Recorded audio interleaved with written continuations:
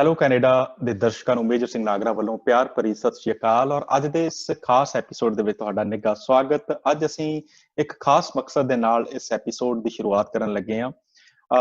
ਜਿਸ ਵੀ ਕਿਸੇ ਖਿੱਤੇ ਦੇ ਵਿੱਚ ਤੁਸੀਂ ਰਹਿ ਰਹੇ ਹੋ, ਅੱਜ ਕੱਲ੍ਹ ਇਹਨਾਂ ਦਿਨਾਂ ਦੇ ਵਿੱਚ ਤੁਹਾਨੂੰ ਪਤਾ ਹੈ ਕਿ ਇੱਕ ਬਹੁਤ ਵੱਡੀ ਕਰੋਪੀ ਜਿਹੜੀ ਹੈ, ਕੁਦਰਤੀ ਕਰੋਪੀ ਕਹਿ ਲਓ, ਧਰਤੀ ਦੇ ਉੱਤੇ ਆਣ ਪਈ ਹੈ, ਜਿਸ ਨੂੰ ਕਿ ਆਪਾਂ ਕਰੋਨਾ ਵਾਇਰਸ ਦੇ ਨਾਮ ਦੇ ਨਾਲ ਜਾਣਦੇ ਹਾਂ।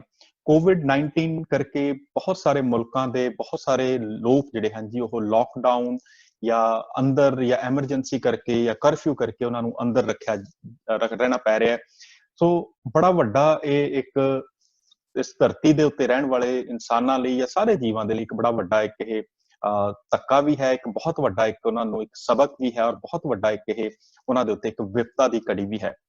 ਸੋ ਅਜਿਹੇ ਸਮਿਆਂ ਦੇ ਵਿੱਚ ਕੁਝ ਲੋਕ ਹੁੰਦੇ ਨੇ, ਕੁਝ ਸ਼ਖਸੀਅਤਾਂ ਹੁੰਦੀਆਂ ਨੇ, ਕੁਝ ਸੰਸਥਾਵਾਂ ਹੁੰਦੀਆਂ ਨੇ ਜਿਹੜੀਆਂ ਬਾਹਰ ਨਿਕਲਦੀਆਂ ਨੇ ਸਮਾਜ ਸੇਵਾ ਲਈ, ਲੋਕ ਭਲਾਈ ਦੇ ਕੰਮਾਂ ਲਈ, ਮਾਨਵਤਾ ਮਨੁੱਖਤਾ ਦੀ ਸੇਵਾ ਦੇ ਲਈ, ਜਾਂ ਇਉਂ ਕਹਿ ਲਓ ਕਿ ਆਪਾ ਵਾਰਨ ਦੇ ਜਜ਼ਬੇ ਰੱਖਣ ਵਾਲੇ ਕੁਝ ਲੋਕ ਜਿਹੜੇ ਹਨ ਜੀ, ਅਜਿਹੇ ਸਮਿਆਂ ਦੇ ਵਿੱਚ ਪਰਵਾਹ ਨਾ ਕਰਦੇ ਹੋਏ ਆਪਣੀਆਂ ਜ਼ਿੰਦਗੀਆਂ ਦੀ ਦੂਜਿਆਂ ਤੱਕ ਕਿਵੇਂ ਮਦਦ ਪਹੁੰਚਾ ਰਹੇ ਨੇ।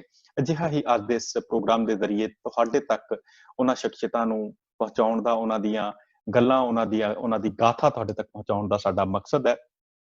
ਅਤੇ ਕੁਝ ਇੱਕ ਜਿਹੜੇ ਚਿੰਤਾਵਾਂ ਜਾਂ ਜਿਹੜੇ ਕੁਝ ਵਿਸ਼ੇ ਨੇ ਜਿਹੜੇ ਚਿੰਤਾ ਦਾ ਕਾਰਨ ਬਣਦੇ ਨੇ, ਜਾਂ ਜਿਨ੍ਹਾਂ ਦੀ ਸਾਨੂੰ ਆਉਣ ਵਾਲੇ ਦਿਨਾਂ ਦੇ ਵਿੱਚ ਚਿੰਤਾ ਦੀ ਜਿਹੜੀ ਹੈ ਉਹ ਹੋ ਸਕਦੀ ਹੈ, ਉਹ ਜਿਹੇ ਕੁਝ ਵਿਸ਼ਿਆਂ ਦੇ ਉੱਤੇ ਗੱਲ ਵੀ ਹੋਏਗੀ। ਸੋ ਇਹਨਾਂ ਸ਼ਬਦਾਂ ਦੇ ਨਾਲ ਮੈਂ ਅੱਜ ਦੇ ਇਸ ਹੈਲੋ ਕੈਨੇਡਾ ਦੇ ਪ੍ਰੋਗਰਾਮ ਦੇ ਵਿੱਚ ਹੁਣ ਸੱਦਾ ਦਿੰਦਾ ਸਾਡੇ ਸਾਰੀ ਜਿਹੜੀ ਟੀਮ ਹੈ ਉਹਨਾਂ ਨੂੰ, ਔਰ ਇੱਕ ਇੱਕ ਕਰਕੇ ਸਾਡੀ ਜਿਹੜੀ ਟੀਮ ਹੈ ਫਿਰ ਉਹ ਤੁਹਾਡੇ ਰੂਬਰੂ ਹੋਏਗੀ। ਸੋ ਸਭ ਤੋਂ ਪਹਿਲਾਂ ਤਾਂ ਆਪ ਸਭ ਦਾ ਬਹੁਤ ਬਹੁਤ ਨਿੱਘਾ ਸਵਾਗਤ। ਸੋ ਮੈਂ ਸੁਖਵਿੰਦਰ ਵੀਰ ਜੀ, ਤੁਹਾਡਾ ਯੂਨਾਈਟਿਡ ਸਿੱਖਸ ਤੋਂ ਬਹੁਤ ਬਹੁਤ ਧੰਨਵਾਦ ਤੁਹਾਡਾ, ਤੁਸੀਂ ਸਮਾਂ ਕੱਢ ਕੇ ਅੱਜ ਸਾਡੇ ਦਰਮਿਆਨ ਹਾਜ਼ਰ ਹੋਏ ਹੋ। ਇਸੇ ਤਰ੍ਹਾਂ ਟਿਮੀ ਸੋਨੀ ਭਾਜੀ ਜੈਪੁਰ ਤੋਂ, ਫੀਡਿੰਗ ਹੈਂਡਸ ਅਸੀਂ ਦੇਖ ਰਹੇ ਹਾਂ ਉਹਨਾਂ ਦਾ ਲੋਗੋ ਨਾਲ, ਸੋ ਤੁਹਾਡਾ ਬਹੁਤ ਬਹੁਤ ਧੰਨਵਾਦ, ਥੈਂਕ ਯੂ। ਸੰਜੀਵ ਜੱਗੀ ਜੀ ਦਿੱਲੀ ਤੋਂ ਸਾਡੇ ਨਾਲ ਹਾਜ਼ਰ ਨੇ, ਸੋ ਤੁਹਾਡਾ ਵੀ ਬਹੁਤ ਬਹੁਤ ਧੰਨਵਾਦ ਸੰਜੀਵ। ਔਰ ਜਸਮੀਤ ਕੌਰ ਸ਼ਾਨ, ਜਸ ਕੇ ਸ਼ਾਨ ਚੰਡੀਗੜ੍ਹ ਤੋਂ ਸਾਡੇ ਨਾਲ ਨੇ, ਸੋ ਤੁਹਾਡਾ ਵੀ ਅੰਨਦਾਨ ਮਹਾਦਾਨ ਜਿਹੜਾ ਤੁਸੀਂ ਚਲਾ ਰਹੇ ਹੋ ਉਹਦੇ ਲਈ ਬਹੁਤ ਬਹੁਤ ਧੰਨਵਾਦ, thank you for being part of this show. ਅਤੇ ਮੋਹਿੰਦਰ ਕੌਰ ਕਟਾਰੀਆ ਜੀ ਜਿਹੜੇ ਕਿ ਆਪਣੇ ਆਪ ਦੇ ਵਿੱਚ ਇੱਕ ਬਹੁਤ ਜਾਣੀ ਪਛਾਣੀ ਸ਼ਖਸੀਅਤ ਨੇ, ਮੋਟੀਵੇਸ਼ਨਲ ਸਪੀਕਰ, ਔਰ ਚੰਡੀਗੜ੍ਹ ਦੇ ਵਿੱਚ ਔਰ ਪੰਜਾਬ ਦੇ ਵਿੱਚ ਖਾਸ ਤੌਰ ਤੇ ਪੁਲਿਸ ਅਕੈਡਮੀਜ਼ ਦੇ ਵਿੱਚ as a speaker, as a trainer ਜਿੱਥੇ ਸੇਵਾ ਨਿਭਾ ਰਹੇ ਨੇ, ਉੱਥੇ ਨਾਲ ਦੀ ਨਾਲ ਸਮਾਜ ਭਲਾਈ ਦੇ ਕੰਮਾਂ 'ਚ ਵੀ ਬਿਜ਼ੀ ਨੇ। ਸੋ ਤੁਹਾਡਾ ਵੀ ਬਹੁਤ ਬਹੁਤ ਧੰਨਵਾਦ ਜੀ ਆਉਣ ਦੇ ਲਈ। ਸੋ ਅੱਜ ਦੀ, ਜਿਵੇਂ ਕਿ ਤੁਹਾਨੂੰ ਸਾਰਿਆਂ ਨੂੰ ਪਤਾ ਹੀ ਹੈ, ਅੱਜ ਦਾ ਜਿਹੜਾ ਪ੍ਰੋਗਰਾਮ ਹੈ ਇਸ ਦੇ ਵਿੱਚ ਅਸੀਂ ਗੱਲਬਾਤ ਕਰਨੀ ਹੈ ਕੁਝ ਇੱਕ ਚਲੰਤ ਮਸਲਿਆਂ ਦੇ ਉੱਤੇ। ਕੋਵਿਡ ਜਿਹੜਾ ਹੈ ਉਹ ਇੱਕ ਆਪਣੇ ਆਪ ਦੇ ਵਿੱਚ ਬੜਾ ਵੱਡਾ ਇੱਕ ਮਹਾਮਾਰੀ ਹੈ। ਸੋ ਤੁਸੀਂ ਆਪਣੇ ਆਪਣੇ ਖਿੱਤਿਆਂ ਦੇ ਵਿੱਚ, ਆਪਣੇ ਆਪਣੇ ਇਲਾਕਿਆਂ ਦੇ ਵਿੱਚ ਰਹਿੰਦੇ ਹੋਏ ਇਸ ਦੇ ਨਾਲ ਜੂਝ ਰਹੇ ਲੋਕਾਂ ਦੀ ਮਦਦ ਕਰ ਰਹੇ ਹੋ। ਇੱਕ ਤੇ ਲੋਕ ਜੂਝ ਰਹੇ ਨੇ, ਤੁਸੀਂ ਉਹਨਾਂ ਤੋਂ ਵੀ ਅਗਲੇ ਇੱਕ ਜੁਝਾਰੂ ਦਾ ਰੋਲ ਅਦਾ ਕਰ ਰਹੇ ਹੋ, ਉਹਨਾਂ ਜੂਝ ਰਹੇ ਲੋਕਾਂ ਨੂੰ ਮਦਦ ਕਿਸੇ ਨਾ ਕਿਸੇ ਰੂਪ ਦੇ ਵਿੱਚ ਪਹੁੰਚਾਉਣ ਦੀ। ਸੋ ਜੇਕਰ ਕੋਵਿਡ ਵਾਰੀਅਰਸ ਦੇ ਵਿੱਚ ਨਾਮ ਆਏਗਾ ਕਿਸੇ ਦਾ ਵੀ, ਐਸੈਂਸ਼ੀਅਲ ਵਰਕਰ ਦੇ ਵਿੱਚ ਕਿਸੇ ਦਾ ਨਾਮ ਆਏਗਾ, ਤਾਂ ਤੁਹਾਡਾ ਨਾਮ ਵੀ ਜਿਹੜਾ ਉਸ ਦੇ ਵਿੱਚ ਮੂਹਰਲੀ ਕਤਾਰ ਦੇ ਵਿੱਚ ਸ਼ਾਮਲ ਹੈ, ਕਿਉਂਕਿ ਤੁਸੀਂ ਉਹਨਾਂ ਲੋਕਾਂ ਤੱਕ ਫੂਡ ਜਾਂ ਸੇਵਾ ਜਿਹੜੀ ਹੈ ਆਪਣੇ ਆਪਣੇ ਰੂਪ 'ਚ ਪਹੁੰਚਾ ਰਹੇ ਹੋ, ਜਾਂ ਕਿਸੇ ਨੂੰ ਤੁਸੀਂ ਕੰਸਲਟੈਂਸੀ ਕਰ ਰਹੇ ਹੋ ਜਿਹੜੇ ਕਿ ਸ਼ਾਇਦ ਆਵਾਜ਼ਾਰ ਨੇ, ਜਾਂ ਜਿਨ੍ਹਾਂ ਦੇ ਕੋਲ ਇਸ ਵਕਤ ਜਿਹਾ ਭੋਜਨ ਆਦਿ ਜਾਂ ਕੁਝ ਸੇਵਾਵਾਂ ਸਹੂਲਤਾਂ ਜਿਹੜੀਆਂ ਨਹੀਂ ਉਹਨਾਂ ਨੂੰ ਮੁਹੱਈਆ। ਸੋ ਮੈਂ ਸੁਖਵਿੰਦਰ ਵੀਰ ਜੀ ਤੋਂ ਸ਼ੁਰੂ ਕਰਾਂਗਾ। ਸਭ ਤੋਂ ਪਹਿਲਾਂ ਤੁਸੀਂ ਯੂਨਾਈਟਿਡ ਸਿੱਖਸ ਨੂੰ ਜਿਹੜਾ ਹੈ ਜੀ ਚਲਾ ਰਹੇ ਹੋ, ਸੋ ਤੁਸੀਂ ਸਭ ਤੋਂ ਪਹਿਲਾਂ ਤਾਂ ਤੁਹਾਡਾ ਨਿੱਘਾ ਸਵਾਗਤ। ਸੋ ਤੁਸੀਂ ਦੱਸੋ ਥੋੜਾ ਜਿਹਾ ਕਿ ਯੂਨਾਈਟਿਡ ਸਿੱਖਸ ਜਿਹੜੀ ਆ ਉਹ ਨਾਰਥ ਅਮਰੀਕਾ ਜਾਂ ਵਰਲਡ ਦੇ ਵਿੱਚ ਕਿਵੇਂ ਕੰਮ ਕਰ ਰਹੀ ਹੈ ਇਹਨਾਂ ਦਿਨਾਂ ਦੇ ਵਿੱਚ। ਸੁਖਵਿੰਦਰ ਵੀਰ ਜੀ। ਹਾਂਜੀ, ਸਭ ਤੋਂ ਪਹਿਲਾਂ ਮੇਜਰ ਸਿੰਘ ਵੀਰ ਜੀ, ਤੁਹਾਨੂੰ ਤੇ ਜਿੰਨੇ ਵੀ ਪਾਰਟਿਸਪੈਂਟਸ ਨੇ ਤੇ ਪਲੱਸ ਜਿੰਨੇ ਵੀ ਦਰਸ਼ਕ ਇਸ time hello Canada TV show ਨੂੰ ਦੇਖ ਰਹੇ ਨੇ, ਸਾਰਿਆਂ ਨੂੰ ਸੁਖਵਿੰਦਰ ਸਿੰਘ ਯੂਨਾਈਟਿਡ ਸਿੱਖਸ ਵੱਲੋਂ ਸਤਿ ਸ੍ਰੀ ਅਕਾਲ ਜੀ। ਯੂਨਾਈਟਿਡ ਸਿੱਖਸ 1999 ਦੇ ਵਿੱਚ ਹੋਂਦ ਵਿੱਚ ਆਈ ਸੀ ਜੀ, USA ਤੋਂ। 9/11 ਤੋਂ ਥੋੜਾ ਚਿਰ ਪਹਿਲਾਂ ਦੀ ਗੱਲ ਹੈ ਇਹ। ਸੋ ਉੱਥੇ ਕੁਛ ਜਿਹੜੇ ਆਪਣੇ ਇਮੀਗ੍ਰਾਂਟਸ ਆਏ ਹੋਏ ਸੀ USA 'ਚ, ਉਹਨਾਂ ਨੇ ਸੋਚਿਆ ਕਿ ਅਸੀਂ ਕੰਮ ਤਾਂ ਕਰ ਰਹੇ ਹਾਂ, ਪਰ ਆਪਣੇ ਪਰਿਵਾਰਾਂ ਨੂੰ, ਆਪਣੇ ਬੱਚਿਆਂ ਨੂੰ ਕਿਸ ਤਰ੍ਹਾਂ ਆਪਣੀਆਂ ਰੂਟਸ ਨਾਲ ਜੋੜ ਕੇ ਰੱਖਿਆ ਜਾਵੇ। ਸੋ ਇਸੇ ਤਰੀਕੇ ਨਾਲ ਉਹਨਾਂ ਨੇ ਯੂਨਾਈਟਿਡ ਸਿਕਸ ਵੀ ਇੱਕ ਇਕੱਠੇ ਸਿੱਖਾਂ ਦਾ ਸਮੂਹ ਦੇ ਤੌਰ ਤੇ ਇਹ ਚੀਜ਼ ਸ਼ੁਰੂ ਕੀਤੀ। ਉਹਨਾਂ ਨੇ ਪਹਿਲਾਂ ਘਰ ਤੋਂ ਜਿੱਦਾਂ ਬੱਚਿਆਂ ਨੂੰ ਮਦਰ ਲੈਂਗੁਏਜਸ ਦੀਆਂ ਕਲਾਸਿਸ, ਕੀਰਤਨ ਦੀਆਂ ਕਲਾਸਿਸ, ਪਾਠ ਕਰਨਾ, ਸੋ ਇਸ ਤਰੀਕੇ ਦੇ ਨਾਲ ਉਹਨਾਂ ਨੇ ਸ਼ੁਰੂ ਕੀਤਾ। ਪਰ ਜਦੋਂ ਫਿਰ 9/11 ਹੋਇਆ, ਆਪਾਂ ਨੂੰ ਸਾਰਿਆਂ ਨੂੰ ਪਤਾ ਕਿ USA ਦੇ ਵਿੱਚ 9/11 ਦੇ ਦਿਨਾਂ ਵਿੱਚ ਕਿੱਦਾਂ ਦੇ ਹਾਲਾਤ ਬਣੇ, ਮਿਸਟੇਕਨ ਆਇਡੈਂਟੀਟੀ ਕਰਕੇ ਜਾਂ ਕਿਸੇ ਵੀ ਵਜ੍ਹਾ ਕਰਕੇ ਸਿੱਖਾਂ ਤੇ ਅਟੈਕ ਹੋਣੇ ਸ਼ੁਰੂ ਹੋਏ। ਤੇ ਫਿਰ ਯੂਨਾਈਟਿਡ ਸਿਕਸ ਦੀ ਇੰਪੋਰਟੈਂਸ ਨੂੰ ਸਮਝਦਿਆਂ ਹੋਇਆਂ ਫਿਰ ਬਕਾਇਦਾ ਤੌਰ ਤੇ ਯੂਨਾਈਟਿਡ ਸਿਕਸ ਨੂੰ ਰਜਿਸਟਰ ਕਰਕੇ ਤੇ ਇਸ ਨੂੰ ਕਹਿ ਲਓ ਵੀ ਹੋਂਦ ਵਿੱਚ ਲਿਆਂਦਾ ਗਿਆ। ਤੇ ਅੱਜ ਯੂਨਾਈਟਿਡ ਸਿਕਸ 10 ਕੰਟਰੀਜ਼ ਦੇ ਵਿੱਚ, 10 ਦੇਸ਼ਾਂ ਦੇ ਵਿੱਚ ਰਜਿਸਟਰਡ ਹੈ ਜੀ ਐਜ਼ ਏ NGO। ਤੇ ਅਸੀਂ 10 ਕੰਟਰੀਜ਼ ਦੇ ਵਿੱਚ ਆਪਣੇ ਚੈਪਟਰਸ ਕਹਿ ਲਓ ਵੀ ਦੇ ਥਰੂ ਕੰਮ ਕਰ ਰਹੇ ਹਾਂ। Basically United six 3 main field ਨੇ ਜਿਨ੍ਹਾਂ ਦੇ ਵਿੱਚ ਕੰਮ ਕਰਦਾ ਹੈ। ਸੋ ਸਭ ਤੋਂ ਪਹਿਲਾਂ ਹੈਗਾ ਹਿਊਮੈਨਿਟੇਰੀਅਨ ਏਡ, ਜਿਹਨੂੰ ਅਸੀਂ ਸਿੱਖ ਏਡ ਦੇ ਨਾਂ ਨਾਲ ਕਰਦੇ ਹਾਂ। ਇਹ ਕਿਸਮ ਦਾ ਕਹਿ ਲਓ ਵੀ ਸਿੱਖਾਂ ਦਾ ਰੈੱਡ ਕਰਾਸ। ਸੋ ਉਹਦੇ ਵਿੱਚ ਕਿਤੇ ਵੀ ਕੋਈ ਮੈਨ ਮੇਡ ਜਾਂ ਨੈਚੁਰਲ ਡਿਜ਼ਾਸਟਰ ਹੁੰਦਾ ਤਾਂ ਯੂਨਾਈਟਿਡ ਸਿਕਸ ਦੀਆਂ ਟੀਮਸ ਉੱਥੇ ਪਹੁੰਚ ਕੇ ਲੰਗਰ ਦੀ ਜਾਂ ਹੋਰ ਜੋ ਵੀ ਉਹਨਾਂ ਨੂੰ ਚੀਜ਼ ਚਾਹੀਦੀ ਹੁੰਦੀ ਹੈ ਉਹਦੀ ਸੇਵਾ ਕਰਦੀਆਂ ਨੇ। ਸੋ ਇਹਦੇ ਵਿੱਚ ਮੈਂ ਥੋੜਾ ਇੱਕ ਮੈਂਸ਼ਨ ਕਰਦਾ ਕਿ ਯੂਨਾਈਟਿਡ ਸਿਕਸ ਯੂਨਾਈਟਿਡ ਨੇਸ਼ਨਸ ਦੇ ਨਾਲ ਐਫੀਲੀਏਟਡ ਆਰਗੇਨਾਈਜੇਸ਼ਨ ਹੈ। ਸੋ ਉਹਦੀ ਵਜ੍ਹਾ ਦੇ ਕਾਰਨ ਕਿਤੇ ਵੀ ਕੋਈ ਡਿਜ਼ਾਸਟਰ ਹੁੰਦਾ ਤਾਂ ਸਾਨੂੰ, ਕਿਉਂਕਿ ਯੂਨਾਈਟਿਡ ਨੇਸ਼ਨਸ ਨੂੰ ਸਭ ਤੋਂ ਪਹਿਲਾਂ ਉਸ ਚੀਜ਼ ਦਾ ਪਤਾ ਲੱਗਦਾ ਤੇ ਨਾਲ ਹੀ ਯੂਨਾਈਟਿਡ ਸਿਕਸ ਨੂੰ ਪਤਾ ਲੱਗ ਜਾਂਦਾ। ਸੋ ਸਾਡੇ ਵਲੰਟੀਅਰ ਵਿਦਿਨ ਫਿਊ ਆਵਰਸ ਜਾਂ ਵਿਦਿਨ 1 or 2 days ਉੱਥੇ ਪਹੁੰਚ ਕੇ ਆਪਣਾ ਕੈਂਪ ਸਥਾਪਿਤ ਕਰ ਦਿੰਦੇ ਨੇ। ਸੈਕੰਡ ਫੀਲਡ ਹੈ ਜੀ ਯੂਨਾਈਟਿਡ ਸਿਕਸ ਦਾ ਐਡਵੋਕੇਸੀ, ਜਿਹਨੂੰ ਅਸੀਂ ਆਇਕਰਾ ਕਹਿੰਦੇ ਆ, international civil and human rights advocacy. ਉਹਦੇ ਅੰਦਰ ਕਿਤੇ ਵੀ without any religion, without any caste, without any color, without any language, ਕਿਉਂਕਿ ਸਾਡਾ ਮਾਟੋ ਹੈ recognize the human race as one, ਜੋ ਗੁਰੂ ਨਾਨਕ ਸਾਹਿਬ ਨੇ ਸਾਨੂੰ ਮੈਸੇਜ ਦਿੱਤਾ ਸੀ ਕਿ ਮਾਨਸ ਕੀ ਜਾਤ ਸਭ ਹੈ ਇੱਕੇ ਪਹਿਚਾਨ ਵੋ। ਸੋ ਕਿਸੇ ਦੇ ਨਾਲ ਵੀ ਦੁਨੀਆ 'ਚ ਧੱਕਾ ਹੁੰਦਾ ਹੈ, ਉਹਨਾਂ ਦੇ ਹਿਊਮਨ ਰਾਈਟਸ ਦੀ ਵਾਇਲੇਸ਼ਨ ਹੁੰਦੀ ਹੈ, ਉਹਨਾਂ ਦੀ ਆਇਡੈਂਟੀਟੀ ਕਰਕੇ ਉਹਨਾਂ ਨੂੰ ਪਿੱਛੇ ਕੀਤਾ ਜਾਂਦਾ ਹੈ ਜਾਂ ਉਹਨਾਂ ਦੇ ਰਾਈਟਸ ਨੂੰ ਵਾਇਲੇਟ ਕੀਤਾ ਜਾਂਦਾ, ਤਾਂ ਉੱਥੇ ਯੂਨਾਈਟਿਡ ਸਿਕਸ ਦੀਆਂ ਜਿਹੜੀਆਂ ਲੀਗਲ ਟੀਮਸ ਨੇ ਉਹ ਫਿਰ ਆਪਣੇ ਤੌਰ ਤੇ ਉਹਨਾਂ ਦੀ ਹੈਲਪ ਕਰਦੀਆਂ ਨੇ। ਤੇ ਤੀਸਰਾ ਜਿਹੜਾ ਫੀਲਡ ਹੈ ਉਹ ਹੈ ਜੀ CED, community education empowerment directorate. ਉਹਦੇ ਅੰਦਰ ਅਸੀਂ ਕਮਿਊਨਿਟੀਜ਼ ਨੂੰ ਐਜੂਕੇਟ ਕਰਦੇ ਹਾਂ ਸੈਮੀਨਾਰਸ ਦੇ ਜ਼ਰੀਏ, ਵਰਕਸ਼ਾਪਸ ਦੇ ਜ਼ਰੀਏ। ਜਿਸ ਤਰ੍ਹਾਂ ਹੁਣ COVID-19 ਚੱਲ ਰਿਹਾ, ਸੋ ਸਾਡੇ ਐਵਰੀ ਵੀਕ ਵੈਬੀਨਾਰਸ ਚੱਲਦੇ ਰਹਿੰਦੇ ਨੇ ਜਿਨ੍ਹਾਂ ਦੇ ਵਿੱਚ ਡਾਕਟਰਸ ਆਉਂਦੇ ਨੇ, ਉਹ ਕਮਿਊਨਿਟੀ ਨੂੰ ਐਜੂਕੇਟ ਕਰਦੇ ਨੇ ਕਿਸ ਤਰ੍ਹਾਂ ਪ੍ਰੀਕਾਸ਼ਨਸ ਲੈਣੇ ਨੇ ਜਾਂ ਕਿਸ ਤਰੀਕੇ ਦੇ ਨਾਲ ਆਪਾਂ ਇਸ ਮਹਾਮਾਰੀ ਤੋਂ ਬਚ ਸਕਦੇ ਹਾਂ। ਜਾਂ ਇੱਥੇ ਕੈਨੇਡਾ ਦੇ ਵਿੱਚ ਅਸੀਂ ਬੁਲਿੰਗ ਤੇ ਵਰਕਸ਼ਾਪਸ ਕਰਦੇ ਹਾਂ, ਡਰੱਗਸ ਤੇ ਸੈਮੀਨਾਰਸ ਕਰਦੇ ਹਾਂ, ਡੋਮੈਸਟਿਕ ਵਾਇਲੈਂਸ ਤੇ ਵਰਕਸ਼ਾਪਸ ਕਰਦੇ ਹਾਂ, ਤਾਂ ਕਿ ਕਮਿਊਨਿਟੀ ਨੂੰ ਐਜੂਕੇਟ ਕੀਤਾ ਜਾਵੇ ਤੇ ਜਿਹੜੇ ਇਸ ਤਰੀਕੇ ਦੇ ਨਾਲ ਕਮਿਊਨਿਟੀ ਮੁਸ਼ਕਲਾਂ ਦੇ ਵਿੱਚ ਜਾ ਰਹੀ ਹੈ ਤਾਂ ਉਹਨਾਂ ਨੂੰ ਉੱਥੋਂ ਕੱਢਿਆ ਜਾ ਸਕੇ। ਸੋ ਇਸ ਤਰੀਕੇ ਦੇ ਨਾਲ ਯੂਨਾਈਟਿਡ ਸਿਕਸ ਕਹਿ ਲਓ ਵੀ ਆਲ ਓਵਰ ਦਾ ਵਰਲਡ ਕੰਮ ਕਰ ਰਿਹਾ ਜੀ।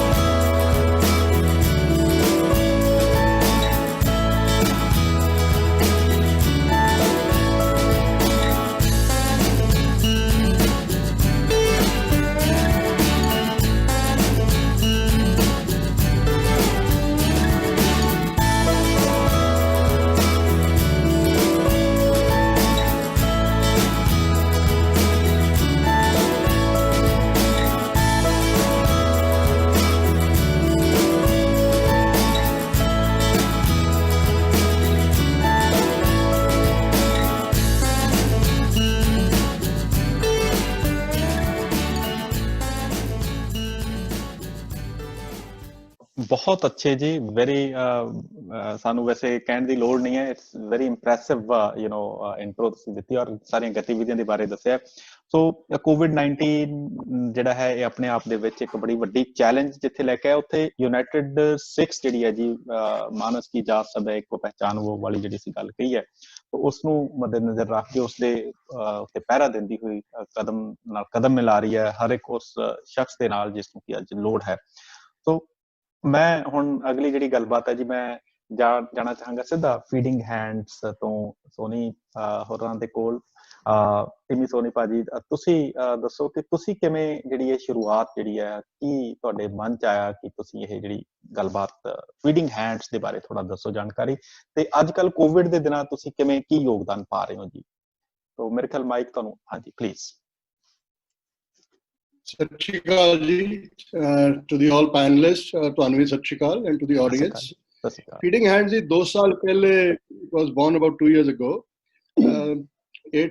2018 ਮੇਰੇ ਫਾਦਰ ਦਾ ਬਰਥਡੇ ਆਉਂਦਾ ਹੈ ਜਨਵਰੀ ਵਿੱਚ। ਅਸੀਂ ਆਪਣੇ ਤੌਰ ਤੇ ਛੋਟੀ ਮੋਟੀ ਅਸੀਂ ਜਿਹੜੀ ਹੈਗੀ ਹੈ ਚੈਰਿਟੀ ਆਪਣੇ ਸ਼ੋਰੂਮ ਤੋਂ ਕਰਦੇ ਰਹਿੰਦੇ ਸੀ, ਗਰੀਬਾਂ ਨੂੰ ਖਾਣਾ ਦੇਣਾ, ਉੱਥੇ ਕੋਈ ਚਾਵਲ ਦੇਣੇ, ਰਾਸ਼ਨ ਦੇਣਾ। ਉਹਨਾਂ ਦਾ ਬਰਥਡੇ ਸੀ, ਮੈਂ ਕਿਹਾ ਜੀ ਕਿ ਤੁਹਾਨੂੰ ਗਰੀਬਾਂ ਨੂੰ ਰੋਟੀ ਬਣਾ ਕੇ ਖਵਾ ਦਿੰਦੇ ਆ। ਉਹ ਕਹਿੰਦੇ ਨੇ ਕਿ ਅੱਜ ਕੱਲ ਉਹ ਗਵਰਨਮੈਂਟ ਆਫ ਰਾਜਸਥਾਨ ਨੇ ਇੱਕ ਸਬਸਿਡਾਈਜ਼ਡ ਫੂਡ ਵੈਨਸ ਸ਼ੁਰੂ ਕੀਤੀਆਂ ਸੀ। ਉੱਥੇ ਉਹ ਬ੍ਰੇਕਫਾਸਟ 5 ਰੁਪਏ ਦਾ ਦਿੰਦੇ ਸੀ ਗਰੀਬਾਂ ਵਾਸਤੇ, ਤੇ ਖਾਣਾ 8 ਰੁਪਏ ਦਾ ਦਿੰਦੇ ਸੀ। ਤੇ ਪਾਪਾ ਨੇ ਕਿਹਾ ਇੱਕ ਵਾਰੀ ਉੱਥੇ ਜਾ ਕੇ ਪਤਾ ਕਰ ਲਓ, ਉੱਥੇ ਵੈਨ ਤੋਂ ਖਾਣਾ ਉੱਥੋਂ ਖਵਾ ਦਿੰਦੇ ਆ ਗਰੀਬਾਂ ਨੂੰ।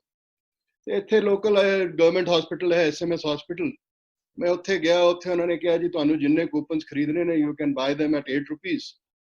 ਤੇ ਅਸੀਂ ਉਸ ਦਿਨ ਦਾ ਖਾਣਾ ਪੂਰਾ ਸਪਾਂਸਰ ਕੀਤਾ।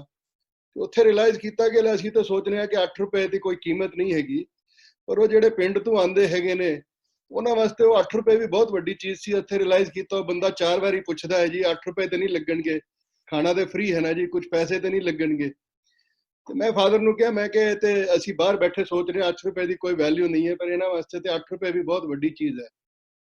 ਤੇ ਅਸੀਂ ਕਿਹਾ ਕਿ ਬਈ ਚਲੋ ਰੋਜ਼ 100 ਖਾਣੇ ਸਪਾਂਸਰ ਕਰ ਦਿੰਦੇ ਆ।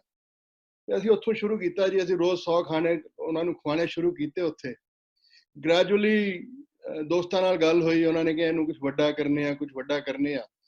ਉਹ ਕਰਦੇ ਕਰਦੇ ਫਿਰ ਇਹ ਥਾਟ ਆਇਆ ਜੀ ਚਲੋ let's adopt one of these vans. ਅਸੀਂ ਗਵਰਨਮੈਂਟ ਨਾਲ ਗੱਲ ਕੀਤੀ ਕਿ ਜੀ ਅਸੀਂ ਇੱਕ ਵੈਨ ਨੂੰ ਅਡਾਪਟ ਕਰਨਾ ਚਾਹੁੰਦੇ ਹਾਂ ਹਸਪੀਟਲ ਦੇ ਵਿੱਚ ਜਿਹੜੀ ਖੜੀ ਹੁੰਦੀ ਹੈ। ਉਹਨਾਂ ਨੇ ਕਿਹਾ ਜੀ ਠੀਕ ਹੈ ਤੁਸੀਂ ਅਡਾਪਟ ਕਰ ਲਓ। ਅਸੀਂ ਉੱਥੇ ਰੋਜ਼ 900 ਖਾਣੇ ਆਉਂਦੇ ਸੀ, ਅਸੀਂ ਉਸ ਤੇ ਉਹ 900 ਖਾਣੇ ਅਸੀਂ ਫ੍ਰੀ ਕਰਤੇ ਜੀ।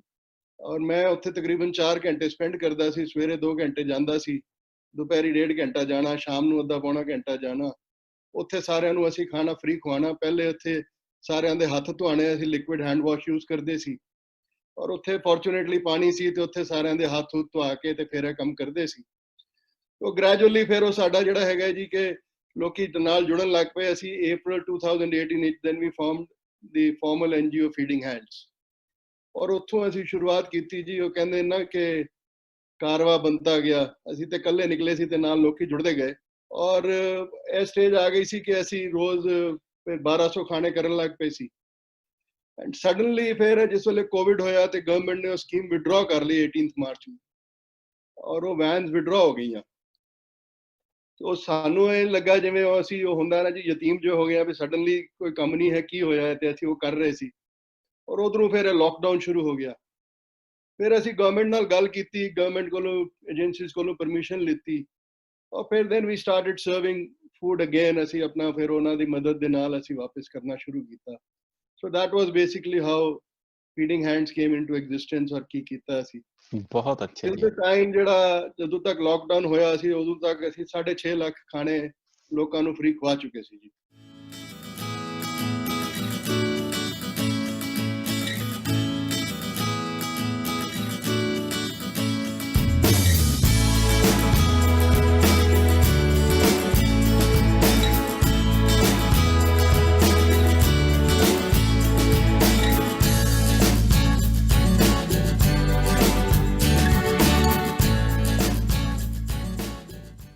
ਬਹੁਤ ਅੱਛੇ ਜੀ, ਦੈਟਸ ਰੀਅਲੀ ਇੰਟਰਸਟਿੰਗ। ਔਰ ਮੇਰੇ ਖਿਆਲ ਦੇ ਵਿੱਚ ਸਾਡੇ ਬਾਕੀ ਜਿਹੜੇ ਦਰਸ਼ਕ ਨੇ ਉਹ ਵੀ ਇਸ ਗੱਲ ਤੋਂ ਜ਼ਰੂਰ ਇਨਸਪਾਇਰ ਹੋਣਗੇ ਕਿ ਕਿਵੇਂ ਸਿੰਗਲ ਹੈਂਡਡਲੀ ਤੁਸੀਂ ਇੱਕ ਪਰਿਵਾਰ ਨੇ ਜਿਹੜਾ ਇਸ ਕੰਮ ਨੂੰ ਸ਼ੁਰੂ ਕੀਤਾ ਤੇ ਅੱਜ ਇਸ ਅੰਜਾਮ ਤੇ ਪਹੁੰਚੋ ਕਿ ਕਿੰਨੇ ਹਜ਼ਾਰਾਂ ਜਿਹੜੇ ਪਰਿਵਾਰ ਨੇ, ਹਜ਼ਾਰਾਂ ਜਿਹੜੇ ਮੂੰਹ ਨੇ, ਉਹਨਾਂ ਦੇ ਤੁਸੀਂ ਉਹਨਾਂ ਨੂੰ ਫੂਡ ਜਿਹੜਾ ਮੁਹੱਈਆ ਕਰ ਰਹੇ ਹੋ। ਸੋ ਮੈਂ ਤੁਹਾਡਾ ਬਹੁਤ ਬਹੁਤ ਧੰਨਵਾਦੀ ਹਾਂ। Thank you very much. ਤੁਸੀਂ ਇਹ ਐਫਰਟ ਜਿਹੜੇ ਕਰਦੇ ਹੋ ਔਰ ਇਸੇ ਤਰ੍ਹਾਂ ਐਫਰਟਸ ਜਾਰੀ ਰੱਖੋ, ਔਰ ਕਾਫਿਲਾ ਜਿਹੜਾ ਜੀ ਤੁਹਾਡਾ ਉਹ ਕਾਰਵਾਂ ਜਿਹੜਾ ਜੀ ਉਹ ਹੋਰ ਵੱਡਾ ਹੋਵੇ, ਇਸ ਉਮੀਦ ਦੇ ਨਾਲ ਮੈਂ ਹੁਣ ਅਗਲੇ ਸਾਡੇ ਪੈਨਲਿਸਟ ਸੰਜੀਵ ਜੱਗੀ ਜੀ ਨੂੰ ਬੇਨਤੀ ਕਰਾਂਗਾ ਕਿ ਉਹ ਆਪਣੇ ਪੱਧਰ ਦੇ ਉੱਤੇ ਜਿਹੜਾ ਹੈ ਜੀ ਉਹ ਕੀ ਕਰ ਰਹੇ ਨੇ, ਸੋ ਕੀ ਉਹਨਾਂ ਦਾ ਜਿਹੜਾ ਹੈ ਕੀ ਕਾਰਜ ਖੇਤਰ ਕੀ ਹੈ। ਸੰਜੀਵ। ਸੋ ਮੇਰੇ ਵੱਲੋਂ ਸਤਿ ਸ਼੍ਰੀ ਅਕਾਲ ਸਾਰਿਆਂ ਨੂੰ। ਔਰ ਮੈਂ ਬਹੁਤ ਹੀ ਸ਼ੁਕਰਗੁਜ਼ਾਰ ਹਾਂ ਅੱਜ, ਜਿੱਦਾਂ ਮੇਜਰ ਨਾਗਰਾ ਜੀ ਨੇ ਹੁਣੇ ਕਿਹਾ ਕਿ ਅਸੀਂ ਗੱਲ ਕਰ ਰਹੇ ਹਾਂ ਅਨਸੰਗ ਹੀਰੋਜ਼ ਦੀ। ਬਟ ਜਦੋਂ ਆਪ ਸਾਰਿਆਂ ਦੇ ਮੈਨੂੰ ਵੇਰਵੇ ਪਤਾ ਲੱਗੇ ਔਰ ਆਪ ਜੀ ਦੇ ਮੈਂ ਸੁਣ ਰਿਹਾ ਚਰਚਾ, ਤੇ ਮੈਨੂੰ ਮੇਜਰ ਜੀ ਦੀ ਲਿਖੀ ਹੋਈ ਗੱਲ ਯਾਦ ਆ ਰਹੀ ਹੈ ਕਿ ਮੈਂ ਤਾਂ ਇੱਕ ਚੀਜ਼ ਹਾਂ ਨਾ ਚੀਜ਼ ਹਾਂ। ਪੂਰੀ ਗੱਲ ਤੇ ਮੇਜਰ ਜੀ ਨੂੰ ਪੂਰੀ ਪਤਾ ਹੈ, ਬਟ ਇਹ ਭਾਵਨਾ ਮੇਰੀ ਏਦਾਂ ਦੀ ਹੈ ਕਿ ਅੱਜ ਅਨਸੰਗ ਹੀਰੋਜ਼ ਤਾਂ ਠੀਕ ਅਸੀਂ ਗੱਲ ਕਰ ਰਹੇ ਹਾਂ, ਬਟ ਮੈਨੂੰ ਇਹ ਮਹਿਸੂਸ ਲੱਗ ਰਿਹਾ ਕਿ ਮੇਰੇ ਅੰਗ ਸੰਗ ਹੀਰੋਜ਼ ਨੇ ਅੱਜ। ਮੈਂ ਉਹਨਾਂ ਦੇ ਵਿੱਚ ਸਾਰਿਆਂ ਦੇ ਵਿੱਚ ਬੈਠ ਕੇ ਅੱਜ ਮੈਨੂੰ ਮੌਕਾ ਦਿੱਤਾ ਆਪ ਜੀ ਨੇ ਕਿ ਮੈਂ ਇੱਕ ਆਪ ਜੀ ਦੇ ਰੂਬਰੂ ਰਹਿ ਕੇ ਆਪਣੀ ਵੀ ਗੱਲ, ਆਪਣੇ ਜੋ ਵਿਚਾਰ ਨੇ, ਜੋ ਸਬਕ ਮਿਲੇ ਨੇ, ਉਸ ਨੂੰ ਦੁਹਰਾ ਸਕਾਂ। ਸੋ ਦਾਸ ਦਾ ਤੇ ਸ਼ੁਰੂ ਤੋਂ ਧਿਆਨ ਰਿਹਾ ਜੀ ਕਿ ਬਿਕੋਜ਼ ਸੱਚੇ ਪਾਤਸ਼ਾਹ ਨੇ ਵੀ ਕਿਹਾ ਕਿ ਮਨ ਜੀਤੇ ਜਗ ਜੀਤ। ਸੋ ਧਿਆਨ ਹੀ ਰਿਹਾ ਕਿ ਅੱਜ ਜਿਹੜੇ ਕਨਸੈਪਟਸ ਨੇ ਜ਼ਿੰਦਗੀ ਦੇ, ਉਹਨਾਂ ਤੋਂ ਕਿਤੇ ਪੀੜੀ ਜਿਹੜੀ ਹੈ ਬੜੀ ਦੂਰ ਹੋ ਗਈ ਹੈ। ਔਰ ਜਿਹੜੇ ਕਨਸੈਪਟ ਸੀਗੇ, ਮੰਨ ਲਓ ਅਗਰ ਕਿਸੇ ਵੇਲੇ ਉਹਨਾਂ ਨੇ ਕਿਹਾ ਸੀਗਾ ਕਿ ਹੁਕਮੇ ਅੰਦਰ ਸਭ ਕੋਈ ਬਾਹਰ ਹੁਕਮ ਨਾ ਕੋਈ, ਇਹ ਕਨਸੈਪਟ ਸੀ ਜ਼ਿੰਦਗੀ ਦਾ। ਔਰ ਅੱਜ ਉਹਨਾਂ ਕਨਸੈਪਟਸ ਨੂੰ ਬੈਕ ਡੇਟਡ ਸਮਝਿਆ ਜਾਂਦਾ ਹੈ। ਉਹਨਾਂ ਕਨਸੈਪਟਸ ਤੋਂ ਲੋਕੀ ਦੂਰ ਹਟ ਗਏ ਨੇ ਕਿਉਂਕਿ ਅੱਜ WhatsApp Facebook ਦਾ ਦੌਰ ਆ ਗਿਆ। ਸੋ ਮੈਂ ਇੱਕ ਕੋਸ਼ਿਸ਼ ਸ਼ੁਰੂ ਕੀਤੀ, ਇੱਕ ਹੱਲਾ ਮਾਰਿਆ ਆਪਣੇ ਵੱਲੋਂ, ਔਰ ਇਹਨੂੰ ਕਨਸੈਪਟਸ ਨੂੰ ਮੈਂ ਲੋਕਾਂ ਦੇ ਨਾਲ ਬ੍ਰਿਜ ਕਰਨਾ ਸ਼ੁਰੂ ਕਰਤਾ, ਉਹਨਾਂ ਨੂੰ ਇੰਸਪਾਇਰ ਕਰਨਾ ਸ਼ੁਰੂ ਕਰਤਾ ਉਹਨਾਂ ਕਨਸੈਪਟਸ ਦੇ ਰਾਹੀਂ। ਤੇ ਇਸ ਕਰਕੇ ਮੈਨੂੰ ਅੱਜ ਆਪ ਜੀ ਦੇ ਆਸ਼ੀਰਵਾਦ ਨਾਲ ਕੰਸੈਪਚੁਅਲ ਇੰਸਪੀਰੇਸ਼ਨਲ ਸਪੀਕਰ ਦੇ ਨਾਂ ਤੇ ਜਾਣਿਆ ਜਾਂਦਾ ਹੈ। ਔਰ ਸੱਚੇ ਪਾਤਸ਼ਾਹ ਨੇ ਕੁਝ ਮੌਕੇ ਬਖਸ਼ੇ ਜਿੱਥੇ ਦਰਸ਼ਨ ਜਾਂ ਹੋਰ ਵੀ ਪਾਸੇ ਆਪਣੇ ਵਿਚਾਰ ਰੱਖਣ ਦਾ ਮੌਕਾ ਮਿਲਿਆ। ਸੋ यही मेरी जी छोटी जी है अपनी इंट्रोडक्शन, जो भी आप जी कह लो। इनके बारे में आपको बताते हैं कि ये है संजीव जग्गी जी, जो कि वैचारिक प्रेरणा वक्ता है। तो आपका बहुत बहुत स्वागत हमारे इस कार्यक्रम में। और यही हम आपसे जानना चाहते हैं क्योंकि अपने दम पर गांधी जी ने सत्य और अहिंसा जैसे गुणों के कारण भारत में ही नहीं, आपने कहा कि आज के टाइम में पॉसिबल नहीं है। जी जी, आज के टाइम बिल्कुल पॉसिबल है जी। सत्य और अहिंसा ये मुद्दे धुरे हैं, पिवट हैं। जी जी, हमने आपको किए, इस्तेमाल ही नहीं किया हमने। बिल्कुल जी। एटम बम पहले सोच में आया, जी जी बिल्कुल, पहले सोच में बना वो। बर्लिन की दीवार पहले सोच में बनी, तब वो दीवार बाहर आई। बिल्कुल। जितना दंगा फसाद, जितनी अहिंसा, जितना डिप्रेशन, स्ट्रेस, टेंशन हम बाहर देख रहे हैं, पहले वो सोच में आता है, पहले वो सोच में आता है जी। तो एटम बम, गांधी जी का जो तथ्य था, जो किसी वैज्ञानिक ने, जैसे आपने कहा तो वो जो था वो सोच में जी, पहले सोच बदलेगी तो कितने एटम बम खत्म हो जाएंगे। अगर सोच सकारात्मक हो जाए तो कितने एटम बम बनने से रह जाएंगे, यानी हमने एटम बम खत्म कर दिए जी। ठीक है।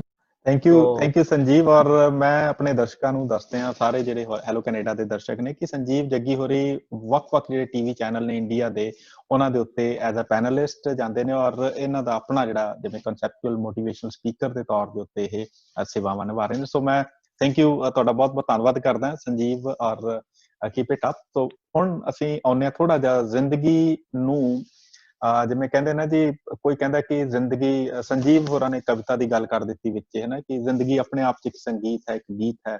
ਇਸੇ ਤਰ੍ਹਾਂ ਜ਼ਿੰਦਗੀ ਜਿਹੜੀ ਹੈ ਨਾ ਜੀ, ਆਪਣੇ ਆਪ ਦੇ ਵਿੱਚ ਇੱਕ ਰਿਦਮ ਦੇ ਵਿੱਚ ਚੱਲਣ ਵਾਲੀ ਇੱਕ ਸਾਡੀ ਲਾਈਫ ਹੈ, ਔਰ ਉਸ ਰਿਦਮ ਨੂੰ ਇੱਕ ਡਾਂਸ ਦੀ ਫਾਰਮ ਨੂੰ ਪ੍ਰਫੁੱਲਿਤ ਕਰਨ ਵਾਲੀ ਜਿਹੜੀ ਸਾਡੀ ਛੋਟੀ ਭੈਣ ਹੈ ਜਸਮੀਤ ਤੋਂ ਵੱਧ ਕੌਣ ਜਾਣ ਸਕਦਾ। ਸੋ ਜਸ ਕੇ ਸ਼ਾਨ ਦੇ ਨਾਮ ਨਾਲ ਡਾਂਸ ਢਾਂਚਾ ਜਿਹੜਾ ਹੈ ਜੀ, ਉਸ ਦੇ ਨਾਮ ਨਾਲ ਅੱਜ ਸਾਰੀ ਦੁਨੀਆ ਦੇ ਵਿੱਚ ਧੁੰਮਾਂ ਪਾ ਰਹੀ ਇਹਨਾਂ ਦੀ ਸੰਸਥਾ, ਔਰ ਇਹਨਾਂ ਵੱਲੋਂ ਕੀਤੇ ਗਏ ਕੰਮ ਜਿਹੜੇ ਨੇ ਆਪਾਂ ਉਹ ਵੀ ਹੁਣ ਇਹਨਾਂ ਦੀ ਜ਼ੁਬਾਨੀ ਸੁਣਦੇ ਹਾਂ ਕਿ ਡਾਂਸ ਤੋਂ ਇਲਾਵਾ ਇਹ ਹੋਰ ਕੀ ਕਰਦੇ। ਸੋ ਜਸਮੀਤ ਪਲੀਜ਼। ਤੁਸੀਂ ਮੈਨੂੰ ਇਸ ਲਾਇਕ ਸਮਝਿਆ ਇਸ ਪੈਨਲਿਸਟ ਦੇ ਪਾਰਟ ਬਣਨ ਲਈ, ਤੇ ਸਾਰਿਆਂ ਨੂੰ ਬਹੁਤ ਬਹੁਤ ਨਿੱਘੀ ਸਤਿ ਸ਼੍ਰੀ ਅਕਾਲ। ਜਸ ਕੇ ਸ਼ਾਨ ਡਾਂਸ ਦਾ ਜਿਹੜੀ ਮੇਰੀ ਕੰਪਨੀ ਹੈਗੀ ਹੈ, ਅਸੀਂ ਡਾਂਸ ਤੇ ਫਿਟਨੈਸ ਤੇ ਥੈਰੇਪੀ ਦੇ ਉੱਤੇ ਕੰਮ ਕਰਦੇ ਹਾਂ, ਜਿਹਦੇ ਉੱਤੇ ਸਾਡਾ ਇੱਕੋ ਹੀ ਮਿਸ਼ਨ ਹੈਗਾ ਹੈ that everybody should move, ਕਿਉਂਕਿ ਅੱਧੀ ਪ੍ਰੋਬਲਮ ਦੁਨੀਆ ਦੀ ਮੂਵਮੈਂਟ ਨਾ ਹੋਣ ਦੇ ਕਾਰਨ ਹੈਗੀ ਹੈ, ਐਕਸ਼ਨ ਨਾ ਹੋਣ ਦੇ ਕਾਰਨ ਹੈਗੀ ਹੈ, ਤੇ dancing is the most primordial form of expression. ਜੇ ਤੁਸੀਂ ਨੱਚਦੇ or like a acrobatic dance, I mean the thoughts ਨਾਲ ਨੱਚਦੇ ਰਹੋ, ਆਪਣੇ bodies ਨਾਲ ਨੱਚਦੇ ਰਹੋ, ਮਿਲਦੇ ਰਹੋ ਲੋਕਾਂ ਨੂੰ, live life to fullest. ਤੇ ਸਾਡਾ ਆਪਣਾ ਕੋਈ NGO as it is ਨਹੀਂ ਸੀਗਾ before COVID-19 happened, but ਅਸੀਂ ਆਪਣੇ ਸਟੂਡੀਓ ਦੇ ਤਰਫੋਂ ਸਾਡੇ ਡਾਚਨਿਕ ਜਿਹੜੇ ਸਾਡੇ ਆਪਣੇ ਮੈਂਬਰਸ ਹੈਗੇ ਨੇ, ਉਹ ਬੜੇ ਸਪੋਰਟਿਵ ਰਹੇ ਪੂਰੇ ਟਾਈਮ ਸਾਡੇ ਨਾਲ, ਤੇ ਅਸੀਂ ਹਰ ਸਾਲ ਆਪਣੀ ਤਰਫੋਂ ਜੋ ਕਰ ਸਕਦੇ ਹਾਂ ਅਸੀਂ ਕਰਦੇ ਰਹਿੰਦੇ, ਆਰਫਨੇਜ ਨਾਲ, ਸੀਨੀਅਰ ਸਿਟੀਜ਼ਨਸ ਨਾਲ। ਬਟ ਜਦੋਂ ਇਹ ਲੋਕਡਾਊਨ ਹੋਇਆ, it was a sudden thing for us, because ਅਸੀਂ ਸਾਰੇ ਇਹੀ ਸੋਚੇ ਬੈਠੇ ਸੀਗੇ ਕਿ ਇੱਥੇ ਨਹੀਂ ਆਉਂਦਾ, ਯੂ ਨੋ, ਉਹ ਚਾਈਨਾ ਚ ਹੈਗਾ ਹੈ ਤੇ ਚਾਈਨਾ ਠੀਕ ਹੈਗਾ ਹੋਣਾ, ਸਾਡੇ ਕੋਲ ਨਹੀਂ ਆਉਂਦਾ, ਤੇ ਚੰਡੀਗੜ੍ਹ ਦਾ ਬਿਲਕੁਲ ਹੀ ਨਹੀਂ ਆਉਂਦਾ। I was traveling, I was off to my work to Hyderabad, and I got to know that there's going to be a sudden lockdown. They're predicting by 16th or 17th or maybe next week. So I packed up my bags quickly, I came back. When I came back, I think it was 23rd jab lockdown hoya, and 24th 25th onwards, you know, videos aani shuru ho gayi jithe rickshaw wale ro rahe ne ki khana nahi hai, because they are daily wagers. ਉਹਨਾਂ ਕੋਲ ਜੋ ਉਹ ਕਮਾਉਂਦੇ ਨੇ ਥੋੜਾ ਜਿਹਾ ਰੱਖ ਲੈਂਦੇ ਆ, ਥੋੜਾ ਜਿਹਾ ਘਰ ਭੇਜ ਦਿੰਦੇ ਆ, ਤੇ ਥੋੜਾ ਜਿਹਾ ਆਪਣਾ ਖਾ ਪੀ ਕੇ ਜ਼ਿੰਦਗੀ ਚਲਾ ਰਹੇ ਨੇ। So one of these videos I and my friend shared, Neha Amit Singla. Neha and Amit, वो अपना एक $1 million affair एक अपना चलाते ने सिस्टम, इवेंट मैनेजमेंट कंपनी, ते वो तो मैं एक वीडियो शेयर कर रही थी खाली एक रैंडमली, ते उन्हें ऐसा ही बोले, just this is sad, ऐ नहीं हो सकता। I said I am really feeling a pinch कि ਇਹ ਸਾਡੇ ਆਸ-ਪਾਸ ਹੈਗੇ ਨੇ, ਜੇ ਮੈਂ 16 ਸੈਕਟਰ ਰਹਿੰਦੀ, ਮੇਰੇ 16 ਸੈਕਟਰ ਹੀ ਕਿੰਨੇ ਨੇ ਜਿਨ੍ਹਾਂ ਨੂੰ ਮੈਂ ਹੈਲਪ ਕਰਨਾ ਚਾਹਾਂਗੀ ਇਸ ਟਾਈਮ ਤੇ। So she said ਕਿ let's do it, you know, it was as random as that, ਤੇ ਅਸੀਂ ਆਪਣੇ ਪੈਸੇ ਜਿੰਨੇ ਅਸੀਂ ਕੰਟਰੀਬਿਊਟ ਕਰ ਸਕਦੇ ਸੀ, we just contributed personally on the first day, and ਅਸੀਂ ਉਹਦਾ ਨਾ ਸੋਚਿਆ ਕਿ ਅਸੀਂ ਆਪਣੇ ਫਰੈਂਡਸ ਨੂੰ ਵੀ ਇਨਕਰੇਜ ਕਰਾਂਗੇ ਕਿ ਥੋੜਾ ਜਿਹਾ ਅੱਗੇ ਆਣ, ਜਿੱਦਾਂ ਵੀ ਆ ਸਕਦੇ ਨੇ, ਯੂ ਨੋ, ਤੇ ਅਸੀਂ ਰਾਤੋਂ ਰਾਤ ਇਹ ਨਾ ਸੋਚਿਆ ਅਨਦਾਨ ਮਹਾਦਾਨ, ਬਿਕਾਜ਼ ਅਸੀਂ ਪੰਜਾਬੀ ਇਹ ਜ਼ਰੂਰ ਮੰਨਦੇ ਹਾਂ ਲੰਗਰ ਵੰਡ ਸਕੋ। ਸੋ we just felt that food is something ਜਿਹੜਾ ਸਭ ਦਾ ਰਾਈਟ ਹੈਗਾ, ਤੇ ਇਹ ਬਖਸ਼ਿਸ਼ ਹਰ ਇੱਕ ਕੋਲ ਪਹੁੰਚਾਣੀ, ਇਹ ਇਨਸਾਨ ਦਾ ਜਿੱਦਾਂ ਅਸੀਂ ਖੂਨ ਰਕਤਦਾਨ ਕਰਦੇ ਹਾਂ, ਇਹ ਵੀ we can only do it. So humans have to stand for humans, you know, at that time. So we just started, and within no time, within a week's time, we had enough money coming in through our friends, to our students and all of that, कि ਅਸੀਂ ration kits ready करनी शुरू कीतियां, and the idea was कि ਅਸੀਂ cook ਖਾਣਾ ਨਾ ਖਿਲਾਈਏ, ਅਸੀਂ ਉਹਨਾਂ ਨੂੰ ਰਾਸ਼ਨ ਦੇਈਏ ਤਾਂ ਕਿ ਉਹਨਾਂ ਦਾ 10-10 12-12 ਦਿਨ ਉਹ ਆਪਣੇ ਆਪ ਜਿਹਦਾ ਕੋਲ ਕਿਚਨ ਹੈ ਉਹਦਾ ਕਿਚਨ ਨਾ ਬੰਦ ਹੋਏ। So we just started doing it. ਅਸੀਂ ਬਹੁਤ ਸਿੱਖਿਆ ਕਰਦੇ ਬਹੁਤ challenges ਸੀਗੇ, ਬਹੁਤ thought process, ਕਿਉਂਕਿ ਅਸੀਂ ਕਦੀ ਪਹਿਲੇ ਇਹੋ ਜਿਹਾ ਕੋਈ ਕੰਮ ਕੀਤਾ ਨਹੀਂ ਸੀਗਾ, and slowly people guided us, ਫਿਰ ਆਸਤੇ ਸਾਨੂੰ ਸਮਝ ਆਇਆ ਕਿ ਪੁਲਿਸ ਦੀ ਇਨਵੋਲਵਮੈਂਟ ਵੀ ਬਹੁਤ ਜ਼ਰੂਰੀ ਹੈ, because precaution was also a very major concern, ਤੇ ਅਸੀਂ ਆਪਣੇ ਵਲੰਟੀਅਰਸ ਨੂੰ ਡੇਂਜਰ 'ਚ ਨਹੀਂ ਪਾਉਣਾ ਚਾਹੁੰਦੇ ਸੀ, ਤੇ ਅਸੀਂ ਬਹੁਤ ਚੀਜ਼ਾਂ I could not leave my home because I have senior citizen parents, so ਮੇਰੇ ਲਈ ਇਹ ਸਟਰਗਲ ਸੀ ਕਿ ਮੈਂ ਕਿੱਦਾਂ ਘਰ ਬੈਠੇ ਇਹ ਪੂਰੀ ਮੁਹਿੰਮ ਚਲਾਵਾਂ ਤਾਂ ਕਿ ਉਹ ਪਰਸਨਲ ਵੀ ਰਹੇ ਤੇ ਲੋਕਾਂ ਨੂੰ ਮੋਟੀਵੇਸ਼ਨ ਮਿਲਦੀ ਰਹੇ। So that started, and ਅਸੀਂ ਹੁਣੇ 29th of this month we completed our 60 days of feeding, and we are now 60 plus days, and we are feeding every day। ਹੁਣ ਅਸੀਂ migrants ਨਾਲ ਕੰਮ ਕਰ ਰਹੇ ਹਾਂ ਜਿਹੜੇ ਘਰ ਪਹੁੰਚਣਾ ਚਾਹੁੰਦੇ ਨੇ, ਤੇ ਚਾਹੇ ਉਹ ਆਪਣੀ ਤਰਫੋਂ ਕਿਸੇ ਕੋਲ ਟਿਕਟ ਨਹੀਂ ਹੈਗੀ, ਕਿਉਂਕਿ ਜਿਹੜਾ ਸਿੰਗਲ ਬੰਦਾ ਹੈ ਉਹ ਤਾਂ ਪਹੁੰਚ ਜਾਂਦਾ ਹੈ ਘਰ ਕਿਸੇ ਨਾ ਕਿਸੇ ਤਰੀਕੇ ਪੈਸਾ 200-400 ਰੁਪਏ ਕਲੈਕਟ ਕਰਕੇ, ਪਰ ਜਿਹਦੀ ਫੈਮਿਲੀ ਹੈਗੀ ਹੈ ਜਿਹਨੇ ਇਕੱਠੇ ਜਾਣਾ ਹੈ ਉਹ 4-5 ਹਜ਼ਾਰ ਇਕੱਠੇ ਨਹੀਂ ਕਲੈਕਟ ਕਰ ਪਾਉਂਦਾ, ਤੇ ਉੱਥੇ ਬਹੁਤ ਪ੍ਰੋਬਲਮ ਕਿੱਥੋਂ ਚੱਲ ਕੇ ਆ ਰਹੇ ਨੇ, ਉਹਨਾਂ ਨੂੰ ਖਾਣ ਨੂੰ ਨਹੀਂ ਹੈਗਾ। ਸੋ ਅਸੀਂ ਆਪਣੀ ਫੰਡਿੰਗ ਨਾਲ ਕਿਸੇ ਦੀ ਹਾਫ ਟਿਕਟ ਪੇ ਕਰ ਦਿੰਦੇ ਹਾਂ, ਕਿਸੇ ਦੀ ਬੱਸ ਅਰੇਂਜ ਕਰਾ ਦਿੰਦੇ ਹਾਂ, ਸੋ ਜੋ ਜਿੱਥੇ we can help, we are trying to do our best। है सुना ये पूरी धरती तू चलाता है, मेरी भी सुन ले अरज मुझे घर बुलाता है। भगवान है कहाँ रे तू, है खुदा है कहाँ रे तू, है सुना तू भटके मन को राह दिखाता है, मैं भी खोया हूँ मुझे घर बुलाता है। भगवान है कहाँ रे तू, है खुदा है कहाँ रे तू।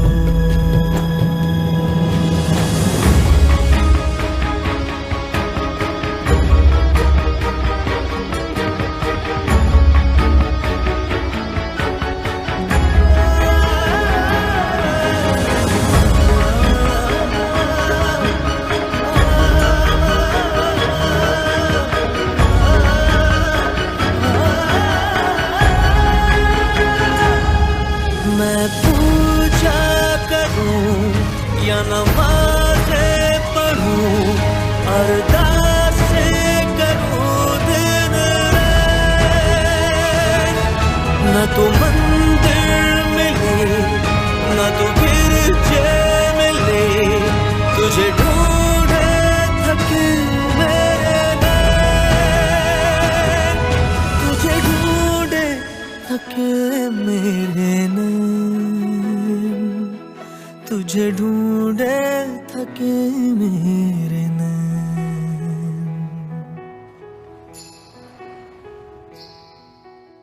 जो भी रस्में हैं वो सारी मैं निभाता हूँ, इन करोड़ों की तरह मैं सर झुकाता हूँ। भगवान है कहाँ रे तू, है खुदा है कहाँ रे तू।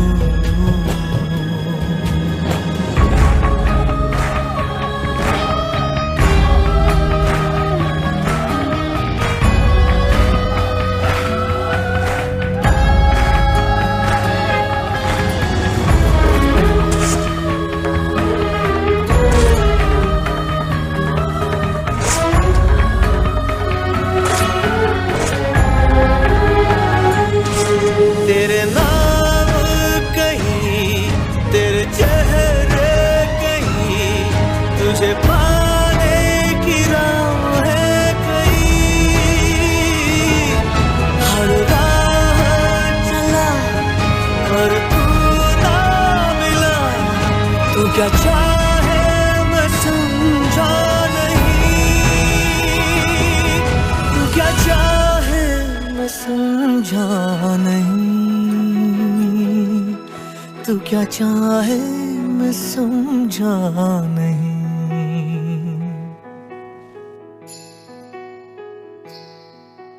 सोचे बिन समझे जतन करता ही जाता हूँ, तेरी जिद सर आंखों पर रख के निभाता हूँ।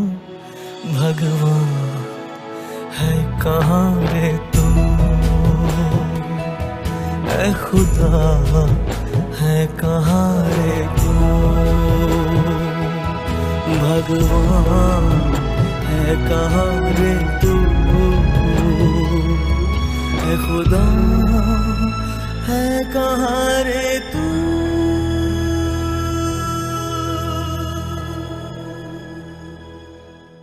ਬਹੁਤ ਅੱਛੇ ਜੀ, ਬਹੁਤ ਅੱਛੇ। ਸੋ ਮੈਂ ਸਮਝਦਾ ਕਿ ਤੁਸੀਂ ਬੜਾ ਵਧੀਆ ਜਿਵੇਂ ਅੰਨਦਾਨ ਮਹਾਦਾਨ ਇੱਕ ਬੜਾ ਪੁੰਨ ਦਾ ਕੰਮ ਜਿਹੜਾ ਕਰ ਰਹੇ ਹੋ। ਸੋ ਤੁਹਾਨੂੰ ਬਹੁਤ-ਬਹੁਤ ਤੁਹਾਡੀ ਟੀਮ ਨੂੰ, ਸਮੁੱਚੀ ਟੀਮ ਨੂੰ ਬਹੁਤ-ਬਹੁਤ ਸ਼ਾਬਾਸ਼ ਔਰ ਬਹੁਤ-ਬਹੁਤ ਸ਼ੁਭਕਾਮਨਾਵਾਂ। ਕੀਪ ਇਟ ਅਪ, ਇਸੇ ਤਰ੍ਹਾਂ ਤੁਸੀਂ ਕੰਮ ਕਰਦੇ ਰਹੋ। ਸੋ ਮੈਂ ਮੋਹਿੰਦਰ ਕੌਰ ਕਟਾਰੀਆ ਜੀ ਦੇ ਨਾਲ ਹੁਣ ਮੈਂ ਉਹਨਾਂ ਦਾ ਤਾਰੁਫ ਥੋੜਾ ਚਾਹਾਂਗਾ ਕਿ ਤੁਸੀਂ ਜਿਹੜਾ ਹੈ ਜੀ ਕਿਵੇਂ ਆਪਣੇ ਜਿਹੜੀ ਕਾਰਜ ਖੇਤਰ ਦੇ ਵਿੱਚ ਇਨੀ ਦਿਨੀ ਖਾਸ ਤੌਰ ਦੇ ਉੱਤੇ ਕਰ ਰਹੇ ਹੋ ਕੰਮ। ਤੋਂ ਵੈਸੇ ਤੁਹਾਡੀ ਚਰਚਾ ਜਿਹੜੀ ਅਸੀਂ ਦੇਖਦੇ ਰਹਿੰਦੇ, ਔਰ ਮੈਂ ਆਪਣੇ ਦਰਸ਼ਕਾਂ ਨੂੰ ਦੱਸਦੇ ਹਾਂ ਕਿ ਮਹਿੰਦਰ ਕੌਰ ਕਟਾਰੀਆ ਜੀ ਜਿਹੜੇ ਹਨ ਜੀ, ਇਹ ਬਹੁਤ ਅੱਛੇ ਇਹਨਾਂ ਟੀਵੀ ਸ਼ੋਅ ਵੀ ਇਹਨਾਂ ਨੇ ਹੁਣ ਰੀਸੈਂਟਲੀ ਸ਼ੁਰੂ ਕੀਤਾ, ਉਸ ਦੀਆਂ ਵੀ ਤੁਹਾਨੂੰ ਬਹੁਤ ਬਹੁਤ ਸ਼ੁਭਕਾਮਨਾਵਾਂ। ਔਰ ਇਸ ਮੀਡੀਆ ਜਗਤ ਦੇ ਵਿੱਚ ਤੁਹਾਨੂੰ ਜੀ ਆਇਆਂ ਨੂੰ। Welcome to this TV show field. Welcome. Thank you sir. ਸਤਿ ਸ਼੍ਰੀ ਅਕਾਲ ਜੀ ਸਾਰਿਆਂ ਨੂੰ ਜੀ। Am I audible to all? ਹਾਂਜੀ ਹਾਂਜੀ, ਯੈਸ ਪਲੀਜ਼। ਹਾਂਜੀ, ਓਕੇ ਜੀ। ਅੱਛਾ ਜੀ, ਖੁਸ਼ੀਆਂ ਤੇ ਹਾਸੇ ਵੰਡਣਾ ਮੇਰਾ ਸ਼ੌਕ ਹੈ। ਕਹਿੰਦੇ ਨੇ ਕਿ ਜੇ ਕਿਸੇ ਨੂੰ ਤੁਸੀਂ ਖੁਸ਼ ਕਰ ਦਵੋ ਤਾਂ ਸਭ ਤੋਂ ਵੱਡੀ ਜਿਹੜੀ ਹੈ ਇੱਕ ਸਮਾਜ ਸੇਵਾ ਉਹੀ ਹੋ ਜਾਂਦੀ ਹੈ। ਤਾਂ ਜਦੋਂ ਅਸੀਂ ਹੁਣ ਗੱਲ ਕਰ ਰਹੇ ਹਾਂ ਲੋਕਡਾਊਨ ਦੇ ਪੀਰੀਅਡ ਦੀ, ਇਹ ਜਿਹੜਾ ਪੀਰੀਅਡ ਸੀਗਾ ਇਹ ਮਾਨਸਿਕ ਤੌਰ ਤੇ ਵੀ ਬਹੁਤ ਜ਼ਿਆਦਾ ਇੱਕ ਡਿਪਰੈਸ਼ਨ ਵਾਲਾ ਪੀਰੀਅਡ ਸੀਗਾ। ਜਿਸ ਤਰ੍ਹਾਂ ਅਸੀਂ ਕਹਿੰਦੇ ਆ ਕਿ ਲੋਕਾਂ ਨੂੰ ਸਭ ਤੋਂ ਪਹਿਲੇ ਜਿਹੜੀ ਨੀਡ ਸੀਗੀ ਉਹ ਕਿਸ ਚੀਜ਼ ਦੀ ਸੀਗੀ? ਉਹ ਸੀ ਫੂਡ ਦੀ। ਇਮੀਡੀਏਟ ਉਹਨਾਂ ਨੂੰ ਖਾਣਾ ਚਾਹੀਦਾ ਸੀਗਾ। ਔਰ ਅਸੀਂ ਕੀ ਕੀਤਾ ਕਿ ਸਾਡੇ ਬਹੁਤ ਸਾਰੇ ਜਿਸਾ ਕੰਟੈਕਟਸ ਆਪਸ ਦੇ ਵਿੱਚ ਜਿੱਤੀ ਵੀ ਸਾਡੀ NGOs ਨੇ, ਆਰਗੇਨਾਈਜੇਸ਼ਨ ਨੇ, ਉਹਨਾਂ ਨਾਲ ਸਾਡੇ ਕੰਟੈਕਟਸ ਬਣੇ ਹੋਏ ਸੀ ਤੇ ਜਿੱਥੇ ਨੀਡ ਹੁੰਦੀ ਸੀ ਉੱਥੇ ਅਸੀਂ ਉਸ ਆਰਗੇਨਾਈਜੇਸ਼ਨ ਦੇ ਨਾਲ ਕਨੈਕਟ ਕਰਵਾ ਦਿੰਦੇ ਸੀ। ਚਾਹੇ ਉਹ ਸਾਨੂੰ ਉੱਥੇ DC ਦੀ ਹੈਲਪ ਲੈਣੀ ਪਈ, ਚਾਹੇ ਸਾਨੂੰ ਐਡਮਿਨਿਸਟ੍ਰੇਸ਼ਨ ਦੀ STM ਉਹਨਾਂ ਦੀ ਹੈਲਪ ਲੈਣੀ ਪਈ, ਸਭ ਦੇ ਨਾਲ ਅਸੀਂ ਕਨੈਕਸ਼ਨ ਕਰਵਾ ਦਿੱਤਾ। ਸੈਕੰਡ ਥਿੰਗ ਆ ਜਾਂਦੀ ਹੈ ਕਿ ਜਦੋਂ ਅਸੀਂ ਖਾਣੇ ਤੋਂ ਅੱਗੇ ਵਧੇ ਤਾਂ ਫਿਰ ਸਾਨੂੰ ਪਤਾ ਚੱਲਿਆ ਕਿ ਲੋਕਾਂ ਨੂੰ ਪ੍ਰੀਕਾਸ਼ਨਸ ਲੈਣ ਦੀ ਵੀ ਬਹੁਤ ਜ਼ਰੂਰਤ ਹੈ। ਪ੍ਰੀਕਾਸ਼ਨਸ ਦੇ ਵਿੱਚ ਸਭ ਤੋਂ ਪਹਿਲੇ ਆ ਗਏ ਯੂਜ਼ਿੰਗ ਮਾਸਕ ਲਗਾਣੇ ਬਹੁਤ ਜ਼ਰੂਰੀ ਸੀਗੇ, ਸੈਨੀਟਾਈਜ਼ਰ ਦਾ ਯੂਜ਼ ਕਰਨਾ ਬਹੁਤ ਜ਼ਰੂਰੀ ਸੀਗਾ, ਫੀਮੇਲ ਵਾਸਤੇ ਸੈਨੀਟਰੀ ਨੈਪਕਿਨ ਦੀ ਬਹੁਤ ਰਿਕੁਆਇਰਮੈਂਟ ਸੀਗੀ। ਤੇ ਅਸੀਂ ਇਹ ਸਾਰੀ ਚੀਜ਼ਾਂ ਦੀ ਰਿਕੁਆਇਰਮੈਂਟ ਜਿਹੜੀ ਹੈ ਉਹ 1 by 1 ਕਰਕੇ ਪੂਰੀ ਕਰਨੀ ਸ਼ੁਰੂ ਕਰ ਦਿੱਤੀ। ਥਰਡ ਆ ਜਾਂਦੀ ਹੈ ਕਿ ਲੋਕਾਂ ਨੂੰ ਐਜੂਕੇਟ ਕਰਨਾ। ਤੁਸੀਂ ਉਹਨਾਂ ਨੂੰ ਸਾਰੀ ਚੀਜ਼ਾਂ ਤਾਂ ਪ੍ਰੋਵਾਈਡ ਕਰਦੀਆਂ, ਲੇਕਿਨ ਇੱਕ ਕਮਰੇ ਦੇ ਵਿੱਚ ਆਪਣੇ ਆਪ ਨੂੰ ਬੰਦ ਕਰਕੇ ਬੈਠਣਾ ਔਰ ਉਹ 24 ਘੰਟੇ ਦੇ ਵਿੱਚ ਤੁਸੀਂ ਸਾਰਾ ਦਿਨ ਕੀ ਕਰੋ, ਇਹ ਥੋੜਾ ਜਿਹਾ ਮੈਨੂੰ ਲੱਗਦਾ ਹੈ ਕਿ ਸ਼ਾਇਦ ਕਿਤੇ ਨਾ ਕਿਤੇ ਸਾਨੂੰ ਮੋਟੀਵੇਸ਼ਨ ਲੋਕਾਂ ਨੂੰ ਦੇਣੀ ਜ਼ਰੂਰੀ ਸੀਗੀ। ਤੁਸੀਂ ਅਗਰ ਚੰਡੀਗੜ੍ਹ ਦੇ ਵਿੱਚ ਦੇਖਿਆ ਹੋਏਗਾ ਤੇ ਬਹੁਤ ਸਾਰੀ ਜਗ੍ਹਾ ਤੇ ਡੋਮੈਸਟਿਕ ਵਾਇਲੈਂਸ ਦੇ ਕੇਸਿਸ ਆਏ, ਬਹੁਤ ਸਾਰੀ ਜਗ੍ਹਾ ਤੇ ਐਸੇ ਸੀਗਾ ਕਿ ਲੜਾਈਆਂ ਹੋ ਰਹੀਆਂ ਨੇ ਔਰ ਚੋਰੀਆਂ ਵੀ ਹੋ ਰਹੀਆਂ ਨੇ ਔਰ ਮੈਂਟਲ ਡਿਪਰੈਸ਼ਨ ਦੇ ਵਿੱਚ ਕੋਈ ਸੁਸਾਈਡਲ ਕੇਸਿਸ ਵੀ ਹੋਏ ਨੇ। ਤਾਂ ਇਹ ਕੁਝ ਮੈਨੂੰ ਲੱਗਦਾ ਹੈ ਜਿਹੜੇ ਫੈਕਟਸ ਹੈ ਅਸੀਂ ਉਹਨਾਂ ਨੂੰ ਸ਼ਾਇਦ ਕਿਤੇ ਕਵਰ ਨਹੀਂ ਕਰ ਪਾਉਂਦੇ। ਤਾਂ ਸਾਡੀ ਜਿਹੜੀ ਆਰਗੇਨਾਈਜੇਸ਼ਨ ਹੈ, being as a speaker, being as a soft skills trainer, ਮੈਂ ਇਹਨਾਂ ਚੀਜ਼ਾਂ ਦੇ ਉੱਪਰ ਕੰਮ ਕੀਤਾ ਔਰ ਮੈਂ ਬਹੁਤ ਖੁਸ਼ ਨਸੀਬ ਹਾਂ ਕਿ ਮੇਰੇ ਨਾਲ ਹਰ ਡਿਪਾਰਟਮੈਂਟ ਦੇ ਨਾਲ ਮੈਂ ਕੰਮ ਕਰ ਚੁੱਕੀ ਹਾਂ, ਚਾਹੇ ਉਹ ਚੰਡੀਗੜ੍ਹ ਪੁਲਿਸ ਹੋਏ, ਸਟੇਟ ਲੀਗਲ ਸਰਵਿਸਿਜ਼ ਅਥਾਰਟੀ ਹੋਏ, ਨਾਰਕੋਟਿਕ ਕੰਟਰੋਲ ਬਿਊਰੋ ਹੋਏ। ਅਸੀਂ ਹਰ ਡਿਪਾਰਟਮੈਂਟ ਦੇ ਵਿੱਚੋਂ ਰਿਕੁਆਇਰਮੈਂਟ ਔਰ ਜਿਹੜੀ ਨੀਡ ਹੈ ਉਹਨਾਂ ਨੂੰ ਕਿਸ ਤਰ੍ਹਾਂ ਕਨੈਕਟ ਕਰਨਾ ਹੈ, ਇਹਨਾਂ ਚੀਜ਼ਾਂ ਦੇ ਬਾਰੇ ਬਹੁਤ ਵਧੀਆ ਤਰੀਕੇ ਦੇ ਨਾਲ ਸਿੱਖਿਆ। ਔਰ ਕਹਿੰਦੇ ਨੇ ਮਿੱਠਤ ਨੀਵੀਂ ਨਾਨਕਾ ਗੁਣ ਚੰਗਿਆਈਆਂ ਤਤ, ਤਾਂ ਤੁਸੀਂ ਜਿੰਨਾ ਮਿੱਠਾ ਬੋਲਦੇ ਹੋ ਤਾਂ ਤੁਹਾਡੇ ਸਾਰੇ ਦੇ ਸਾਰੇ ਜਿੰਨੇ ਵੀ ਪ੍ਰੋਬਲਮਸ ਨੇ ਉਹ ਆਪਣੇ ਆਪ ਸੋਲਵ ਹੋ ਜਾਂਦੀਆਂ ਨੇ। ਅੱਜ ਸਾਰਿਆਂ ਦੇ ਨਾਲ ਮਿਲ ਕੇ ਮੈਨੂੰ ਇਤਨਾ ਅੱਛਾ ਲੱਗਿਆ। ਦੇਖੋ ਹਰ ਕਿਸੇ ਦਾ ਜਿਹੜਾ ਇੱਕ ਪਰਪਸ ਹੈ ਉਹ ਹਿਊਮੈਨਿਟੀ ਹੈ, ਉਹ ਹੈ ਇਨਸਾਨੀਅਤ। ਤਾਂ ਜੇ ਅਸੀਂ ਇਨਸਾਨੀਅਤ ਵੱਲ ਕੰਮ ਕਰ ਰਹੇ ਹਾਂ ਤਾਂ ਇਨਸਾਨੀਅਤ ਦਾ ਮਤਲਬ ਹੈ ਕਿ ਜ਼ਿੰਦਗੀ ਜੀਣ ਦੇ ਨਿਯਮ ਉਹ ਅਸੀਂ ਹਰ ਜਗ੍ਹਾ ਤੇ ਸਿਖਾਉਂਦੇ ਆ। ਚਾਹੇ ਕੋਈ ਖਾਣਾ ਖਿਲਾ ਕੇ ਪੇਟ ਭਰ ਕੇ, ਮੈਮ ਬੜਾ ਅੱਛਾ ਦੱਸ ਰਹੇ ਸੀਗੇ ਕਿ ਅਸੀਂ ਕਿਸ ਤਰ੍ਹਾਂ ਇੱਕ ਪਲਾਨਿੰਗ ਕੀਤੀ ਕਿ ਅਸੀਂ ਕਿਸ ਤਰ੍ਹਾਂ ਖਾਣਾ ਚਲੋ ਇੱਕ ਸਟਾਰਟ ਕਰੀਏ। ਤਾਂ ਇੱਕ ਛੋਟੀ ਜਿਹੀ ਮੁਹਿੰਮ ਹੈ, ਜਦੋਂ ਤੁਸੀਂ ਇੱਕ ਇਨੀਸ਼ੀਏਟਿਵ ਲੈਂਦੇ ਹੋ ਤਾਂ ਤੁਹਾਡੇ ਨਾਲ ਆਪਣੇ ਆਪ ਇੱਕ ਟੀਮ ਬਣਦੀ ਜਾਂਦੀ ਹੈ। ਬਟ ਦਾ ਥਿੰਗ ਇਜ਼ ਕਿ ਤੁਹਾਡੀ ਜਿਹੜੀ ਸੋਚ ਹੈ ਉਹ ਪੋਜ਼ਿਟਿਵ ਹੋਣੀ ਚਾਹੀਦੀ ਹੈ ਐਂਡ ਤੁਹਾਡੀ ਜਿਹੜੀ ਇੱਕ ਇੰਟਰਨਲ ਮੋਟੀਵੇਸ਼ਨ ਹੈ ਜਿਹਨੂੰ ਅਸੀਂ ਸੈਲਫ ਮੋਟੀਵੇਸ਼ਨ ਕਹਿ ਦਿੰਦੇ ਹਾਂ, ਇਹ ਬਹੁਤ ਜ਼ਰੂਰੀ ਹੈ। ਔਰ ਇਸ ਟਾਈਮ ਤੇ ਸਾਨੂੰ ਜ਼ਰੂਰਤ ਸੀਗੀ ਕਿ ਆਪਣੇ ਆਪ ਨੂੰ ਸੇਫ ਵੀ ਰੱਖਣਾ ਔਰ ਫੀਲਡ ਦੇ ਵਿੱਚ ਜਾ ਕੇ ਕੰਮ ਵੀ ਕਰਨਾ। ਤਾਂ ਆਪਣੀ ਸਿਕਿਉਰਿਟੀ ਵੀ ਜ਼ਰੂਰੀ ਸੀਗੀ ਔਰ ਬਾਕੀਆਂ ਦੀ ਸਿਕਿਉਰਿਟੀ ਵੀ। ਸੋ ਇਸੇ ਤਰ੍ਹਾਂ ਸਾਡੇ ਕੰਮ ਕਰਦੇ ਗਏ ਔਰ ਕੋਸ਼ਿਸ਼ ਕੀਤੀ ਕਿ ਚਲੋ ਕੁਝ ਅੱਛਾ ਕਰ ਸਕੀਏ, ਵਧੀਆ ਕਰ ਸਕੀਏ। Thank you very much, thank you Mahinder Kaur Kataria ji. ਔਰ ਜਿਵੇਂ ਕਿ ਆਪਾਂ ਥੋੜਾ ਜਿਹਾ ਹੋਰ ਅੱਗੇ ਹੁਣ ਵਧੀਏ, ਸੋ ਤੁਹਾਡਾ ਸਾਰਿਆਂ ਦਾ, ਸੋ ਮੈਂ ਹੁਣ ਗੱਲ ਕਰਨੀ ਚਾਹਾਂਗਾ ਕਿ ਇਹ ਜਿਹੜੇ ਐਫਰਟਸ ਨੇ ਜੀ, ਤੁਸੀਂ ਬਹੁਤ, ਤੁਹਾਨੂੰ ਅਗਰ ਸੈਲਿਊਟ ਵੀ ਤੁਹਾਡੇ ਲਈ ਬੜਾ ਛੋਟਾ ਸ਼ਬਦ ਹੋਏਗਾ, ਸੋ ਉਹ ਇਹ ਹੈ ਕਿ ਇਹ ਐਫਰਟਸ ਕਿੰਨੀ ਕੁ ਦੇਰ ਤੱਕ ਜਾਰੀ ਰਹਿ ਸਕਦੇ ਨੇ, ਕਿਉਂਕਿ ਕੋਈ ਵੀ ਚੀਜ਼ ਹੈ, ਕੋਈ ਵੀ ਕਮੋਡਿਟੀ ਹੈ, ਉਹਦਾ ਮੁੱਲ ਹੈ, ਉਹਦਾ ਕੋਈ ਕੀਮਤ ਹੈ, ਉਹਦਾ ਪ੍ਰਾਈਸ ਹੈ, ਉਹਦਾ ਪ੍ਰਾਈਸ ਟੈਗ ਹੈ। ਸੋ ਤੁਹਾਨੂੰ ਲੱਗਦਾ ਹੈ ਕਿ ਇਹਨਾਂ ਨੂੰ ਕੰਟੀਨਿਊ ਰੱਖਣ ਦੇ ਵਿੱਚ ਚੈਲੰਜਸ ਆਉਣਗੇ? ਸੋ ਕਿੰਨੇ ਕੁ ਸਸਟੇਨੇਬਲ ਨੇ ਇਹ ਜਿਹੜੇ ਇਵੈਂਟਸ, ਜਿਹੜੀਆਂ ਨੇ, ਜਿਹੜੇ ਕੰਮ ਤੁਸੀਂ ਕਰ ਰਹੇ ਹੋ, ਤੇ ਕਿੰਨੀ ਕੁ ਦੇਰ ਤੱਕ ਇਹਨਾਂ ਨੂੰ ਚਲਾਇਆ ਜਾ ਸਕਦਾ ਹੈ। ਤੇ ਫਿਰ ਅੱਗੇ ਚੱਲ ਕੇ ਆਪਾਂ ਗੱਲ ਕਰਾਂਗੇ। ਚੈਲੰਜਸ ਤੁਸੀਂ ਵੈਸੇ ਦੱਸ ਦਿੱਤੇ ਨੇ ਕਿ ਇਹਦੇ ਚ ਮੋਟੀਵੇਸ਼ਨ ਜਿਹੜੇ ਸਪੀਕਰਸ ਨੇ ਜਾਂ ਮੋਟੀਵੇਟ ਵਲੰਟੀਅਰਸ ਨੂੰ ਕਿਵੇਂ ਤੁਸੀਂ ਕਰੋਗੇ। ਸੋ ਸਭ ਤੋਂ ਪਹਿਲਾਂ ਹਾਊ ਸਸਟੇਨੇਬਲ, ਇਹ ਕਿੰਨੇ ਕੁ ਸਸਟੇਨੇਬਲ ਨੇ, ਕਿੰਨੇ ਕੁ ਇਹ ਲੰਬੇ ਦੇਰ ਤੱਕ ਇਹਨੂੰ ਆਪਾਂ ਚਲਾ ਸਕਦੇ ਹਾਂ। ਸੋ ਮੈਂ ਸੱਦਾ ਦਿਆਂਗਾ ਸੁਖਵਿੰਦਰ ਵੀਰ ਜੀ ਹੋਰਾਂ ਨੂੰ। ਸੁਖਵਿੰਦਰ ਭਾਜੀ। ਹਾਂਜੀ ਵੀਰ ਜੀ, ਦੇਖੋ ਜਦੋਂ ਤੱਕ ਲੋੜ ਹੈ ਉਦੋਂ ਤੱਕ ਇਹ ਐਫਰਟਸ ਚੱਲਣੀਆਂ ਹੀ ਚੱਲਣੀਆਂ ਤੇ ਸਾਨੂੰ ਚਲਾਉਣੀਆਂ ਪੈਣੀਆਂ ਨੇ।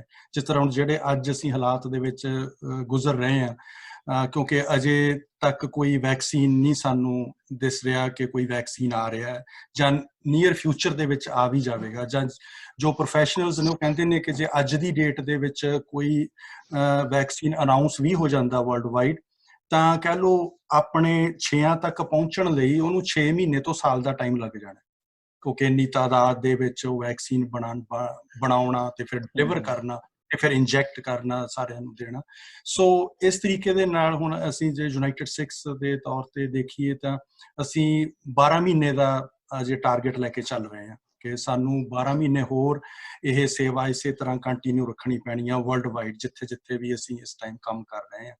ਸੋ ਇਹਦੇ ਵਿੱਚ ਵਾਕਈ ਕਿ ਹੁਣ ਚੈਲੰਜਸ ਤਾਂ ਹੁੰਦੇ ਨੇ, ਪਰ ਅਸੀਂ ਦੇਖਿਆ ਕਿ ਉਸ ਤਰ੍ਹਾਂ ਦੇ ਜੇ ਕੋਈ ਚੈਲੰਜ ਆਉਂਦਾ ਵੀ ਹੈ ਤਾਂ ਮੈਂ ਤਾਂ ਕਹਾਂਗਾ ਵੀ ਉੱਪਰ ਵਾਲੇ ਦੀ ਉਹ ਕਿਰਪਾ ਹੀ ਹੁੰਦੀ ਹੈ ਕਿ ਉਸ ਚੈਲੰਜ ਨੂੰ ਫੇਸ ਕਰਨ ਲਈ ਜਾਂ ਉਸ ਚੈਲੰਜ ਦੇ ਨਾਲ ਜੂਝਣ ਲਈ ਆਪਣੇ ਆਪ ਵਲੰਟੀਅਰਸ ਦੇ ਵਿੱਚ ਉਹ ਮੋਟੀਵੇਸ਼ਨ, ਉਹ ਇੱਕ ਚੜ੍ਹਦੀ ਕਲਾ ਦੀ ਭਾਵਨਾ ਜਾਂ ਉਹਨਾਂ ਦੇ ਵਿੱਚ ਉਹ એનર્ਜੀ ਆਪਣੇ ਆਪ ਆ ਜਾਂਦੀ ਹੈ। ਹੁਣ ਜੇ ਹੁਣ ਆਪਾਂ ਇੱਥੇ ਬਰੈਂਪਟਨ ਦੇ ਵਿੱਚ ਯੂਨਾਈਟਿਡ ਸਿਕਸ ਦਾ ਜਿਹੜਾ ਆਪਣਾ ਕਹਿ ਲਓ ਇਨੀਸ਼ੀਏਟਿਵ ਚੱਲ ਰਹੇ ਨੇ, ਤੇ ਹੁਣ ਪਹਿਲਾਂ ਸਾਨੂੰ ਲੱਗਦਾ ਸੀ ਕਿ ਠੀਕ ਹੈ ਜੀ ਪੂਰੇ ਸਿਟੀ ਨੂੰ ਅਸੀਂ ਅਡਾਪਟ ਕਰ ਰਹੇ ਹਾਂ, ਸਿਟੀ ਆਫ ਬਰੈਂਪਟਨ ਦੇ ਨਾਲ ਐਫੀਲੀਏਸ਼ਨ ਕਰ ਰਹੇ ਹਾਂ, ਉਹਨਾਂ ਦੀ ਟਾਸਕ ਫੋਰਸ ਦੇ ਵਿੱਚ ਅਸੀਂ ਐਂਟਰ ਹੋ ਗਏ, ਉਹਨਾਂ ਨੇ ਸਾਨੂੰ ਵੈਬਸਾਈਟ ਤੇ ਪਾਤਾ ਹੈ ਵੀ ਪਰ ਇੱਕ ਹੁਣ ਲਾਕਡਾਊਨ ਵੀ ਹੈ ਤੇ ਸਾਰੇ ਆਪੋ ਆਪਣੇ ਘਰਾਂ 'ਚ ਵੀ ਰਹਿਣਾ, ਮੋਰ ਦੈਨ 5 ਜਣਿਆਂ ਤੋਂ ਜ਼ਿਆਦਾ ਆਪਾਂ ਇਕੱਠੇ ਨਹੀਂ ਹੋ ਸਕਦੇ, ਵੀ ਫਿਰ ਇਹ ਕਿਸ ਤਰ੍ਹਾਂ ਸਾਡਾ ਇਹ ਸਾਰਾ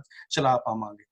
ਤੇ ਪਰ ਹੌਲੀ ਹੌਲੀ ਉਹ ਸਿਟੀ ਨੇ ਆਪਣੇ ਆਪ ਸਾਨੂੰ ਅਪਰੋਚ ਕੀਤਾ, ਉਹਨਾਂ ਨੇ ਸਾਨੂੰ ਆਪਣੇ ਵੱਲੋਂ ਹੈਲਪ ਪ੍ਰੋਵਾਈਡ ਕੀਤੀ, ਉਹਨਾਂ ਨੇ ਸਾਨੂੰ ਪੌਕਟਸ ਦਿੱਤੀਆਂ ਕਿੱਥੇ ਤੁਸੀਂ ਲੰਗਰ, ਜਿੱਦਾਂ ਹੁਣ ਸਾਨੂੰ ਗ੍ਰੇਸ ਚਰਚ ਉਹਨਾਂ ਨੇ ਦਿੱਤਾ ਕਿ ਤੁਸੀਂ ਚਰਚ ਦੇ ਵਿੱਚ ਫੂਡ ਲੈ ਕੇ ਜਾਓ, ਤੇ ਪਲੱਸ ਤੁਹਾਨੂੰ ਦੱਸੋ, ਸਿਟੀ ਨੇ ਸਾਨੂੰ ਆਪ ਪੁੱਛਿਆ ਕਿ ਦੱਸੋ ਤੁਹਾਨੂੰ ਕਿਹੜੀ ਚੀਜ਼ ਚਾਹੀਦੀ ਹੈ, ਤੁਹਾਨੂੰ ਮਾਸਕ ਚਾਹੀਦੇ ਨੇ, ਤੁਹਾਨੂੰ ਡਰਾਈ ਰਾਸ਼ਨ ਚਾਹੀਦਾ ਹੈ ਜਾਂ ਤੁਹਾਨੂੰ ਕੰਟੇਨਰ ਚਾਹੀਦੇ ਨੇ। ਸੋ ਜਿਵੇਂ ਜਿਵੇਂ ਸਾਡੀ ਨੀਡ ਸੀ ਅਸੀਂ ਉਹਨਾਂ ਨੂੰ ਦੱਸਿਆ, ਉਹਨਾਂ ਨੂੰ ਨਾਲ ਇਨਵੋਲਵ ਕਰ ਲਿਆ।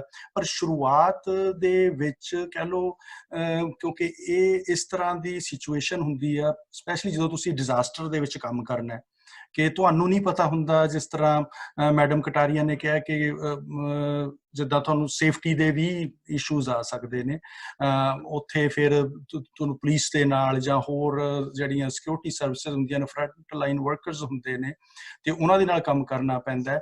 ਤੇ ਜਿਸ ਤਰ੍ਹਾਂ ਹੁਣ ਅਸੀਂ ਹਸਪੀਟਲਸ ਦੇ ਵਿੱਚ ਨਿਊਯਾਰਕ ਦੇ ਵਿੱਚ ਜਦੋਂ 30,000 ਮੀਲਸ ਐਮਰਜੈਂਸੀ ਵਰਕਰਸ ਨੂੰ ਉੱਥੇ ਪਹੁੰਚਾਏ, ਤੇ ਉੱਥੇ ਸੀ ਕਿ ਹੁਣ ਹਸਪੀਟਲ ਦੇ ਵਿੱਚ ਵਲੰਟੀਅਰਸ ਨੇ ਜਾਣਾ, ਕਿਉਂਕਿ ਹਸਪੀਟਲ ਤਾਂ ਪਹਿਲਾਂ ਹੀ ਕਹਿ ਲਓ ਵੀ ਉੱਥੇ ਇੰਨਾ ਜ਼ਿਆਦਾ ਉਹ ਪ੍ਰੀਕਾਸ਼ਨਸ ਉਹਨਾਂ ਨੂੰ ਲੈਣੇ ਪੈਂਦੇ ਨੇ, ਤੇ ਉੱਥੇ ਸਾਡੇ ਵਲੰਟੀਅਰ ਜਾਣਗੇ। ਤੇ ਫਿਰ ਇਹ ਹੁੰਦਾ ਕਿ ਕਿਉਂਕਿ ਹੁਣ ਇੰਨਾ ਟਾਈਮ ਪੀਰੀਅਡ ਹੋ ਗਿਆ, ਮੋਰ ਦੈਨ 20 ਸਾਲ ਹੋ ਗਏ ਨੇ ਯੂਨਾਈਟਿਡ ਸਿਕਸ ਨੂੰ ਸਪੈਸ਼ਲੀ ਡਿਜ਼ਾਸਟਰ ਰਿਲੀਫ 'ਚ ਕੰਮ ਕਰਦੇ ਆ। ਸੋ ਫਿਰ ਉਸ ਤਰੀਕੇ ਦੀ ਟ੍ਰੇਨਿੰਗ ਜ਼ਰੂਰ ਵਲੰਟੀਅਰਸ ਨੂੰ ਦਿੱਤੀ ਜਾਂਦੀ ਹੈ ਜੀ, ਤਾਂ ਕਿ ਵੀ ਵਲੰਟੀਅਰਸ ਨੂੰ ਕੋਈ ਇਸ ਤਰ੍ਹਾਂ ਦਾ ਉਹ ਹੁਣ ਕਹਿ ਲਓ ਵੀ ਅਸੀਂ ਤਾਂ ਸੇਵਾ ਕਰਨ ਜਾ ਰਹੇ ਹਾਂ, ਵੀ ਮੈਂ ਉਹਨਾਂ ਇਹ ਨਾ ਹੋਵੇ ਕਿ ਮੈਂ ਸੇਵਾ ਕਰਨ ਗਿਆ ਮੈਂ ਆਪ ਹੀ ਬਿਮਾਰ ਹੋ ਜਾਂ ਜਾਂ ਸਾਡਾ ਵਲੰਟੀਅਰ ਹੀ ਬਿਮਾਰ ਹੋ ਜਾਣ। ਸੋ ਇਸ ਤਰੀਕੇ ਦੇ ਨਾਲ ਕਹਿ ਲਓ ਵੀ ਅਜੇ ਇਸ ਪੈਂਡੇਮਿਕ ਜਿਹੜਾ ਅੱਜ ਦੇ ਦੌਰ 'ਚ ਆਪਾਂ ਗੁਜ਼ਰ ਰਹੇ ਹਾਂ, ਕੋਈ ਆਪਾਂ ਸਰਟਨ ਟਾਈਮ ਲਿਮਿਟ ਨਹੀਂ ਇਹਦੇ ਤੇ ਪਾ ਸਕਦੇ ਕਿ ਇੰਨੀ ਦੇਰ ਹੀ ਐਫਰਟਸ ਚੱਲਣਗੇ। ਥੈਂਕ ਯੂ ਵੈਰੀ, ਧੰਨਵਾਦ ਤੁਹਾਡਾ ਸੁਖਵਿੰਦਰ ਵੀਰ ਜੀ। ਸੋ ਮੈਂ ਸਮਝਦਾ ਕਿ ਇਹ ਜਿਹੜੇ ਚੈਲੰਜਸ ਨੇ ਉਹ ਵੀ ਵੱਡੀ ਗੱਲ ਹੈ, ਔਰ ਇਹਨਾਂ ਦਿਨਾਂ ਦੇ ਵਿੱਚ ਚੈਲੰਜਸ ਨੂੰ ਐਕਸੈਪਟ ਵੀ ਕਰਨਾ ਔਰ ਇਹਨੂੰ ਲੰਬੇ ਸਮੇਂ ਲਈ ਚਲਾਉਣ ਦੇ ਲਈ ਜਿਵੇਂ ਪਲਾਨ ਤੁਹਾਡੇ ਕੋਲ ਹੈ। ਸੋ ਮੈਂ ਟਿਮੀ ਸੋਨੀ ਭਾਜੀ ਨੂੰ ਸੱਦਾ ਦਿਆਂਗਾ ਕਿ ਉਹ ਦੱਸਣ ਕਿ ਉਹ ਕਿਵੇਂ ਇਸ ਨੂੰ ਸਸਟੇਨੇਬਿਲਿਟੀ ਜਿਹੜੀ ਹੈ, ਜਾਂ ਤੁਹਾਡੇ ਵੱਲੋਂ ਜਾਂ ਬਾਕੀ ਜੇਕਰ ਤੁਹਾਡੇ ਕੋਲ ਜਿਵੇਂ ਕੋਈ ਐਸਾ ਕੋਈ ਆਈਡੀਆ ਹੈ ਤਾਂ ਉਹ ਵੀ ਸ਼ੇਅਰ ਕਰੋ, ਤਾਂ ਕਿ ਬਾਕੀਆਂ ਨੂੰ ਪਤਾ ਲੱਗੇ ਕਿ ਇਹ ਕਿਵੇਂ ਡੂਏਬਲ ਕਿਵੇਂ ਹੈ, ਇਹ ਕਿਵੇਂ ਇਹ ਕੰਟੀਨਿਊ ਕਿਵੇਂ ਰੱਖਿਆ ਜਾ ਸਕਦਾ ਹੈ ਜੀ ਜੀ ਦੇਖੋ ਜੀ, ਚੈਲੰਜ ਤੇ ਬਹੁਤ ਵੱਡਾ ਹੈਗਾ, ਬਿਕੋਜ਼ ਅਸੀਂ ਤੇ ਕਦੀ ਆਪਣੀ ਲਾਈਫ ਟਾਈਮ ਵਿੱਚ ਇਸ ਤਰ੍ਹਾਂ ਦਾ ਪੈਂਡੇਮਿਕ ਹਲੀ ਦੇਖਿਆ ਨਹੀਂ ਸੀ। It's a big challenge. ਅਸੀਂ NGO ਵੀ ਨਵੀਂ ਸੀ, ਅਸੀਂ ਜਦੋਂ ਅਸੀਂ ਗਵਰਨਮੈਂਟ ਕੋਲੋਂ ਪਰਮਿਸ਼ਨ ਲਈ, ਗਵਰਨਮੈਂਟ ਨੇ ਸਾਨੂੰ ਕਿਹਾ ਜੀ ਤੁਸੀਂ ਵੰਡਣਾ ਸ਼ੁਰੂ ਕਰੋ, ਤੇ ਅਸੀਂ ਪਹਿਲੇ ਤੇ ਘਰ ਬਣਾਉਣਾ ਸ਼ੁਰੂ ਕੀਤਾ, ਫਿਰ ਪੁਲਿਸ ਦੇ ਨਾਲ ਮਿਲ ਕੇ ਕਿੱਥੇ ਕਿੱਥੇ ਵੰਡਣਾ ਉਹ ਸ਼ੁਰੂ ਕੀਤਾ। ਬਟ ਗ੍ਰੈਜੂਅਲੀ ਕੀ ਹੈਗਾ ਜੀ ਕਿ ਚੀਜ਼ਾਂ ਵਧੀਆਂ ਗਈਆਂ, ਡਿਮਾਂਡ ਆਉਂਦੀ ਗਈ। ਫੰਡਸ ਦੀ ਇਨੀਸ਼ੀਅਲੀ ਸੀ ਕਿ ਵੀ ਫੰਡਸ ਕਿੱਥੋਂ ਆਉਣਗੇ, ਅਸੀਂ ਇੰਨਾ ਵੱਡਾ ਕਦੀ ਕਿੱਥੋਂ ਕਰਾਂਗੇ, ਬਟ ਉਹ ਪ੍ਰੋਬੇਬਲੀ ਲੋਕਾਂ ਦੇ ਵਿੱਚ ਜਜ਼ਬਾ ਐਸਾ ਸੀ ਕਿ ਅਸੀਂ ਜਿੱਥੋਂ ਜਿੱਥੋਂ ਕਿਸੇ ਨੂੰ ਕਿਹਾ ਉਹਨਾਂ ਨੇ ਸਾਨੂੰ ਫੰਡਸ ਦਿੱਤੇ। ਕੁਝ ਕੰਪਨੀ ਸੀ ਉਹਨਾਂ ਦੇ ਕੋਲ CSR ਫੰਡ ਸੀ, ਔਰ ਮੈਂ ਦੇਖਿਆ ਕਿ ਇੰਡੀਅਨਸ ਆ ਬੇਸਿਕਲੀ ਇਮੋਸ਼ਨਲ, ਤੇ ਜਿਸ ਵੇਲੇ ਇਸ ਤਰ੍ਹਾਂ ਦੇ ਕੋਈ ਚੀਜ਼ ਆਂਦੀ ਹੈਗੀ ਹੈ ਇੰਡੀਆ ਦੇ ਵਿੱਚ, ਕੁਝ ਵੀ ਹੁੰਦਾ ਹੈਗਾ, ਕੋਈ ਕਲੈਮਿਟੀ ਹੁੰਦੀ ਹੈਗੀ ਹੈ, ਤੇ ਲੋਕੀ ਅੱਗੇ ਆ ਕੇ ਜਿਹੜਾ ਹੈਗਾ ਨਾ ਜੀ ਉਹਦੇ ਡੋਨੇਟ ਕਰਦੇ ਹੈਗੇ ਨੇ। ਅਸੀਂ ਲੋਕਾਂ ਨੂੰ ਅਪੀਲ ਕੀਤੀ ਤੇ ਬਹੁਤ ਸਾਰੇ ਲੋਕਾਂ ਨੇ ਜਿਹੜਾ ਹੈਗਾ ਉਹ ਸਾਥ ਦਿੱਤਾ। ਬੇਸਿਕਲੀ ਇਹ ਹੈ ਕਿ if you want to sustain it, ਤੇ ਤੁਹਾਨੂੰ ਇੱਕ ਪਲਾਨ ਤੇ ਜ਼ਰੂਰ ਕਰਨਾ ਪਏਗਾ, ਕਿਉਂਕਿ ਤੁਹਾਨੂੰ ਇਹਦਾ ਐਂਡ ਤੇ ਦਿਖ ਨਹੀਂ ਰਿਹਾ ਕਿ ਐਂਡ ਕਿੱਥੇ ਹੈਗਾ। ਐਂਡ ਐਜ਼ ਐਨ NGO ਅਸੀਂ ਤਾਂ ਕੰਮ ਕਰਨਾ ਹੈਗਾ। ਬਹੁਤ ਸਾਰੇ ਆਰਗੇਨਾਈਜੇਸ਼ਨਸ ਆਉਂਦੀਆਂ ਨੇ ਜਿਹੜਾ ਟੈਂਪਰੇਰੀ ਕੰਮ ਕਰਦੀਆਂ ਨੇ, ਇਹਦੇ ਵਿੱਚ 20 ਦਿਨ ਕੀਤਾ, 30 ਦਿਨ ਕੀਤਾ, ਫਿਰ ਉਹ ਸਸਟੇਨ ਨਹੀਂ ਕਰ ਪਾਉਂਦੇ ਹੈਗੇ। So as an NGO we have to plan ਕਿ ਅੱਛਾ ਜੀ ਅਸੀਂ ਇੰਨੇ ਜਿਹੜਾ ਹੈਗਾ ਅਸੀਂ ਇਹਨੂੰ ਅੱਗੇ ਤੱਕ ਚਲਾਉਣਾ ਹੈਗਾ, ਤੇ ਅਸੀਂ ਕਿੰਨੇ ਖਾਣੇ ਦਈਏ ਜਿਹੜਾ ਅੱਗੇ ਤੱਕ ਚੱਲ ਸਕੀਏ, ਉਹਨਾਂ ਸਸਟੇਨ ਕਰ ਸਕੀਏ। ਸੋ ਬੇਸਿਕਲੀ ਉਹ ਸਾਰਾ ਅਸੀਂ ਪਲਾਨ ਕੀਤਾ, ਅਸੀਂ ਬੈਠ ਕੇ ਪਲਾਨ ਕੀਤਾ ਜੀ, ਔਰ ਵੀ ਵਰ ਏਬਲ ਟੂ ਸਸਟੇਨ। ਔਰ ਅਸੀਂ 31 ਮਈ ਤੱਕ ਜਿਹੜਾ ਹੈਗਾ ਤਕਰੀਬਨ 1 ਲੱਖ ਖਾਣਾ ਖਵਾਇਆ ਲੋਕਾਂ ਨੂੰ, 5000 ਅਸੀਂ ਡਰਾਈ ਰਾਸ਼ਨਸ ਵੰਡੇ। ਐਂਡ ਹੁਣ ਅਸੀਂ ਡਿਸਾਈਡ ਕੀਤਾ ਕਿ ਵੀ ਸਿੰਸ ਲੋਕਾਂ ਦੇ ਕੋਲ ਹੁਣ ਥੋੜਾ ਕੰਮ ਖੁੱਲ ਗਿਆ ਹੈਗਾ, ਜਿਹੜੀ ਲੇਬਰ ਹੈਗੀ ਹੈ ਉਹਨਾਂ ਨੂੰ ਥੋੜਾ ਥੋੜਾ ਕੰਮ ਮਿਲਣਾ ਸ਼ੁਰੂ ਹੋ ਗਿਆ ਹੈਗਾ, so we scale down a little on that. Plus ਹੁਣ ਜਿਸ ਤਰ੍ਹਾਂ ਅਸੀਂ ਸੋਚਿਆ ਸੀ ਕਿ ਜੀ ਅਸੀਂ ਆਪਣੀ ਵੈਨਸ ਬਣਾਈਏ, ਕਿਉਂਕਿ ਪਹਿਲੇ ਤੇ ਅਸੀਂ ਗਵਰਨਮੈਂਟ ਦੀ ਵੈਨ ਦੇ ਉੱਤੇ ਕਰਦੇ ਸੀ ਸਪਾਂਸਰ, ਤੇ ਅਸੀਂ ਜਿਸ ਵੇਲੇ ਵੈਨ ਦਾ ਕੀਤਾ ਤੇ ਸਾਡੇ ਕੋਲ 2 ਸਪਾਂਸਰਸ ਆ ਗਏ, ਉਹਨਾਂ ਨੇ ਕਿਹਾ ਜੀ ਵੈਨ ਦੇ ਪੈਸੇ ਅਸੀਂ ਦਿੰਦੇ ਹਾਂ ਤੁਹਾਨੂੰ, ਤੁਸੀਂ ਵੈਨ ਬਣਾਓ, ਅੱਛਾ ਕੰਮ ਹੈਗਾ। ਸੋ ਬੇਸਿਕਲੀ ਸਸਟੇਨ ਮੁਸ਼ਕਿਲ ਹੈਗਾ, but it is not possible, and if we plan and budget ourselves और vision लेके चलिए तो ऐसे sustain कर सकते हैं। बहुत अच्छे जी, very right, so thank you very much Soni पाजी। और so अन्नदान महादान की प्लान ने ਤੁਹਾਡੇ ਜਸਮੀਤ? ਅਸੀਂ ਪਹਿਲੇ ਵੀ ਕਦੀ ਕੁਝ ਪਲਾਨ ਨਹੀਂ ਕੀਤਾ ਸੀ, ਨਾ ਅਸੀਂ ਹੁਣ ਕਰਨ ਜੋਗੇ ਹੈਗੇ ਆ, ਨਾ ਅਸੀਂ ਕਰਨਾ ਚਾਹੁੰਦੇ ਆ, because I strongly believe ਜਦ ਤੱਕ intention strong ਹੈਗਾ ਕੰਮ ਆਪਣੇ ਆਪ ਤੋਰੀ ਜਾਂਦਾ ਹੈ। So I think ਜਿਹੜਾ ਸਾਡੇ ਲਈ ਬਹੁਤ important ਸੀਗਾ chapter in the whole lockdown was to understand the idea of mobilization. Now ਮੈਂ ਜੇ ਅਕੇਲੀ ਖੜੀ ਹੋਵਾਂ ਤੇ ਮੈਂ ਤਾਂ ਨਹੀਂ ਕਹਿ ਸਕਦੀ ਕਿ ਮੈਂ help ਕਰ ਸਕਦੀ ਹਾਂ beyond my maid servant or beyond my mali.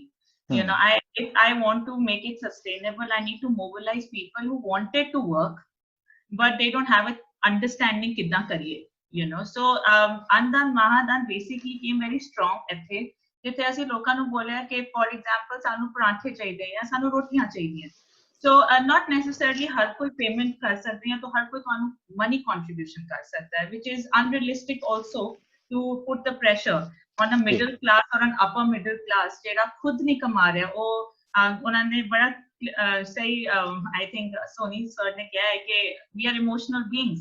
So ਜਦੋਂ ਤੁਸੀਂ ਦੇਖੋਗੇ ਸਭ ਤੋਂ ਪਹਿਲੇ middle class and upper middle class ਹੀ ਆਂਦਾ ਹੈ empathy ਤੋਂ, you know, and they will try helping, going out and seeing that they are okay, but ਉਹ ਕਦ ਤੱਕ ਕਰ ਸਕਦੇ ਨੇ, because they also have reserve resources, their jobs are the ones ਜਿਹੜੀ ਸਭ ਤੋਂ ਪਹਿਲੇ ਜਾਂਦੀਆਂ, you know, and they are the ones who are at the stake for long, you know, and ਤੇ ਅਸੀਂ ਸਮਝਿਆ ਕਿ ਸਭ ਥੋੜਾ ਥੋੜਾ ਕਰਨਾ ਚਾਹੁੰਦੇ ਨੇ, ਕੋਈ ਮੇਬੀ 500 ਰੁਪਏ ਨਾਲ ਕਰਨਾ ਚਾਹੁੰਦਾ ਹੈ, ਕੋਈ ਕਹਿੰਦਾ ਮੈਂ ਖਾਲੀ ਰੋਟੀਆਂ ਹੀ ਬਣਾ ਦਿਆਂਗਾ 100 ਦਿਨ ਦੀਆਂ, ਕੋਈ ਕਹਿੰਦਾ ਮੈਂ ਮਾਸਕ ਬਣਾ ਸਕਦਾ, you know. So we opened this channel on our Facebook page, ਜਿੱਥੇ ਅਸੀਂ ਕਿਹਾ ਪਲੀਜ਼ 2 ਲੈਵਲ ਤੇ ਸਾਨੂੰ ਹੈਲਪ ਕਰੋ। ਇੱਕ ਕਿ ਤੁਸੀਂ ਕਿੱਦਾਂ ਹੈਲਪ ਕਰ ਸਕਦੇ ਹੋ ਆਪਣੀ ਤਰਫੋਂ, ਦੂਜਾ ਤੁਸੀਂ ਕਿੱਥੇ ਪ੍ਰੋਬਲਮ ਦੇਖਦੇ ਹੋ ਸਾਨੂੰ ਉੱਥੇ ਭੇਜੋ, not just because ਸਾਨੂੰ ਲੱਗਦਾ ਕਿ ਇੱਥੇ ਸਲਮਸ ਨੇ ਤੇ ਅਸੀਂ ਉੱਥੇ ਵੀ ਪਹੁੰਚ ਜਾਈਏ, because ਸਭ ਤੋਂ ਵੱਡੀ ਸਟਰਗਲ ਲਾਕਡਾਊਨ ਚ ਆਈ ਸੀਗੀ ਇਨੀਸ਼ੀਅਲ ਫੇਜ਼ ਵਿੱਚ ਓਵਰਫੀਡਿੰਗ at some places। ਤੇ ਜੇ ਸਾਡੇ ਕੋਲ 4 ਜਗ੍ਹਾ ਨੇ ਜਿਹੜੀ ਬੜੀ ਫੇਮਸ ਨੇ as slums, you know, ਸਾਰੇ ਉੱਥੇ ਪਹੁੰਚੇ ਹੋਏ ਸੀ, ਜਿੱਥੇ NGO ਬੋਲਦੇ ਹੋ ਤੁਸੀਂ ਸਾਨੂੰ ਬੋਲਦੇ ਹੋ, ਅਸੀਂ ਸਾਰੇ ਗਵਰਨਮੈਂਟ ਵੀ ਉੱਥੇ ਪਹੁੰਚ ਗਿਆ ਸੀਗਾ, you know, ਦੇਣ ਨੂੰ। ਬਟ ਪ੍ਰੋਬਲਮ ਸੀ ਕਿ ਜਿੱਥੇ ਕੰਸਟਰਕਸ਼ਨ ਸਾਈਟ ਸੀਗੀਆਂ ਜਾਂ ਆਊਟ ਆਫ ਚੰਡੀਗੜ੍ਹ ਜਿਹੜਾ ਹਾਈਵੇ ਏਰੀਆ ਸੀਗਾ, ਜਾਂ ਜਿੱਥੇ ਵਿਡੋਜ਼ ਰਹਿੰਦੀਆਂ ਨੇ, ਜਿੱਥੇ ਉਹਨਾਂ ਨੂੰ ਕੰਮ ਹੀ ਮਿਲਦਾ ਹੈ from doing household work and stuff like that, you know, ਤੇ ਉਹ ਪੌਕਟਸ ਨੂੰ ਕੋਈ ਦੇਖ ਹੀ ਨਹੀਂ ਰਿਹਾ ਸੀ. Nobody had that understanding government side, because government is also not to be blamed. You know, it is an overwhelming situation. None in this generation has seen, or I would say last 30 years, nobody has seen a pandemic like that.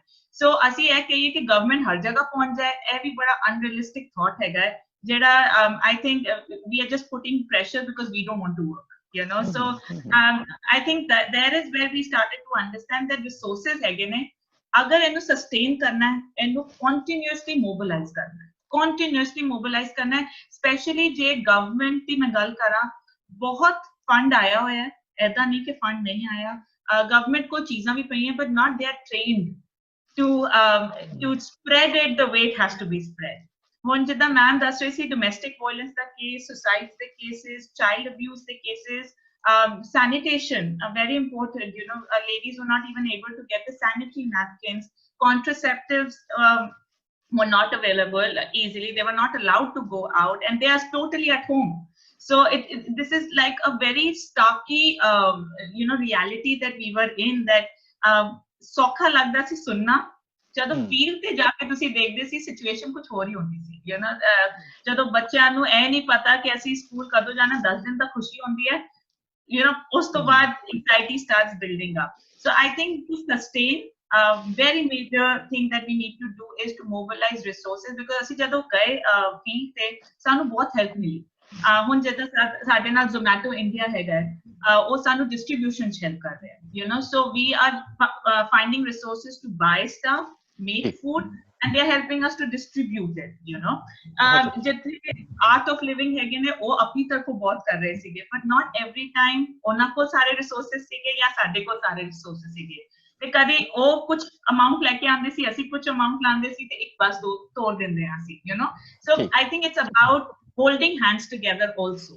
We cannot work as individuals anymore, because ਸਾਡੀ NGO ਜਾਂ ਸਾਡੇ initiative ਦੀ ਸੋਚ ਕਿਤੇ ਨਾ ਕਿਤੇ limit ਹੋ ਜਾਂਦੀ ਹੈ, but when we hold hands together we can be more stronger and long lived. ਬਹੁਤ ਅੱਛੇ ਜੀ, ਤੁਸੀਂ ਬੜਾ ਅੱਛਾ ਜਿਹੜਾ ਹੈ ਸੋਲੂਸ਼ਨ ਵੀ ਜਸਮੀਤ ਦੇ ਦਿੱਤਾ ਇਹਦੇ ਵਿੱਚ, ਔਰ ਯੈਸ ਇੱਕ ਚੈਲੰਜ ਜ਼ਰੂਰ ਹੈ. ਸੋ ਮੈਂ ਹੁਣ ਸੰਜੀਵ ਤੁਹਾਡੇ ਕੋਲੋਂ ਜਾਣਨਾ ਚਾਹਾਂਗਾ ਕਿ as a conceptual motivational speaker ਤੁਸੀਂ ਜਿਹੜਾ ਇਸ ਨੂੰ ਕਿਵੇਂ ਲੈਂਦੇ ਹੋ, ਔਰ ਕਿਵੇਂ, ਜਿਵੇਂ ਕਿਉਂਕਿ ਹੁਣ ਮੋਟੀਵੇਸ਼ਨ ਦੀ ਵੀ ਗੱਲ ਆ ਰਹੀ ਹੈ, ਵਲੰਟੀਅਰਸ ਨੂੰ ਕਿਵੇਂ ਤਿਆਰ ਕੀਤਾ ਜਾਵੇ ਆਉਣ ਵਾਲੇ ਸਮੇਂ ਦੇ ਵਿੱਚ, ਅਗਰ ਲੰਬਾ ਹੁੰਦਾ ਹੈ ਜਾਂ ਅਜਿਹੇ ਕੋਈ ਆਉਣ ਵਾਲੇ ਸਮੇਂ 'ਚ ਕੋਈ ਅਜਿਹੇ ਫੇਰ ਆਉਂਦੇ ਨੇ ਮਹਾਮਾਰੀਆਂ ਜਾਂ ਕੁਝ ਅਜਿਹਾ ਪਰਿਸਥਿਤੀ ਬਣਦੀ ਹੈ, ਤਾਂ ਉਹਨਾਂ ਸਮਿਆਂ ਦੇ ਲਈ ਲੋਕਾਂ ਨੂੰ ਕਿਵੇਂ ਤਿਆਰ ਕੀਤਾ ਜਾਵੇ. ਮੈਨੂੰ ਯਾਦ ਆ ਤੁਸੀਂ ਆਪਾਂ ਇੱਕ ਦਿਨ ਆਫ ਦੀ ਏਅਰ ਕਿਤੇ ਆਪਾਂ ਗੱਲ ਕਰ ਰਹੇ ਸੀ ਫੋਨ ਦੇ ਉੱਤੇ, ਤੇ ਤੁਸੀਂ ਇੱਕ ਬੜੀ ਵਧੀਆ ਗੱਲ ਕਹੀ ਸੀ, ਜਿਹੜੀ ਸ਼ੇਅਰ ਮੈਂ ਕਰ ਦਿੰਦਾ ਤੇ ਅੱਗੇ ਤੁਸੀਂ ਲੈ ਜਿਓ. ਉਹ ਵੈਸੇ ਹੈ ਪੋਲਿਊਸ਼ਨ ਦੇ ਨਾਲ ਸੀ, ਕਿਉਂਕਿ ਆਲਾ ਦੁਆਲਾ ਕਹਿੰਦੇ ਸਾਫ਼ ਹੋ ਰਿਹਾ ਹੈ, ਪੋਲਿਊਸ਼ਨ ਫ੍ਰੀ ਹੋ ਰਿਹਾ ਹੈ, ਲੇਕਿਨ ਸੰਜੀਵ ਹੋਰਾਂ ਨੇ ਇੱਕ ਬੜੀ ਵਧੀਆ ਗੱਲ ਕਹੀ, ਜਿਹੜੀ ਕਿ ਮੇਰੇ ਖਿਆਲ ਮੈਂ ਇੱਥੇ ਕਰਦਿਆਂ ਤਾਂ ਕੋਈ ਵੱਡੀ ਉਹ ਨਹੀਂ ਹੋਏਗੀ, ਕਿ ਜਿਹੜਾ ਇਹ ਪੋਲਿਊਸ਼ਨ ਬਾਹਰ ਦਾ ਪੋਲਿਊਸ਼ਨ ਹੈ ਨਾ ਧਰਤੀ ਦਾ, ਉਸ ਤੋਂ ਵੱਡਾ ਪੋਲਿਊਸ਼ਨ ਸਾਡੇ ਜਿਹੜੇ ਇਨਸਾਨ ਹੈ ਉਹਦੇ ਸੋਚਾਂ ਜਾਂ ਦਿਮਾਗ ਦੇ ਵਿੱਚ ਹੈ. ਸੋ ਉਸ ਪੋਲਿਊਸ਼ਨ ਤੋਂ ਜੇਕਰ ਫ੍ਰੀ ਹੋ ਜਾਂਦੇ ਹਾਂ ਅਸੀਂ, ਤਾਂ ਬਾਕੀ ਚੀਜ਼ਾਂ ਆਪਣੇ ਆਪ ਸਾਫ਼ ਹੋ ਜਾਣਗੀਆਂ. ਸੋ ਵਲੰਟੀਅਰਸ ਨੂੰ ਕਿਵੇਂ ਮੋਟੀਵੇਟ ਕੀਤਾ ਜਾ ਸਕਦਾ ਹੈ ਸੰਜੀਵ?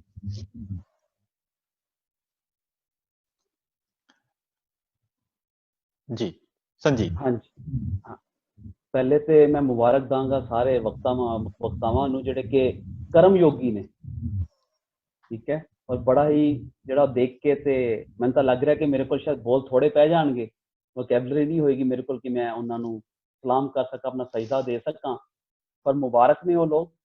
ਔਰ ਮੈਂ ਇੱਕ ਕੰਸੈਪਟ ਰੱਖਣਾ ਚਾਹਾਂਗਾ, ਇੱਕ ਗੱਲ ਰੱਖਣੀ ਚਾਹਾਂਗਾ ਸਾਹਮਣੇ ਸਾਰਿਆਂ ਦੇ ਜੀ, ਔਰ ਉਹ ਇਹ ਹੈ ਕਿ ਜਿਹੜੀ ਪਹਿਲੇ ਨਾ ਸਾਨੂੰ ਇੱਕ ਇਹ ਰੋਗ ਤਾਂ ਸਾਡੇ ਅੱਗੇ ਆ ਗਿਆ, ਕੋਵਿਡ ਆ ਗਿਆ, ਸਾਨੂੰ ਪਤਾ ਕਰੋਨਾ ਆ ਗਿਆ, ਸਾਨੂੰ ਰੋਗ ਦਾ ਕਾਰਨ ਪਤਾ ਹੋਏ,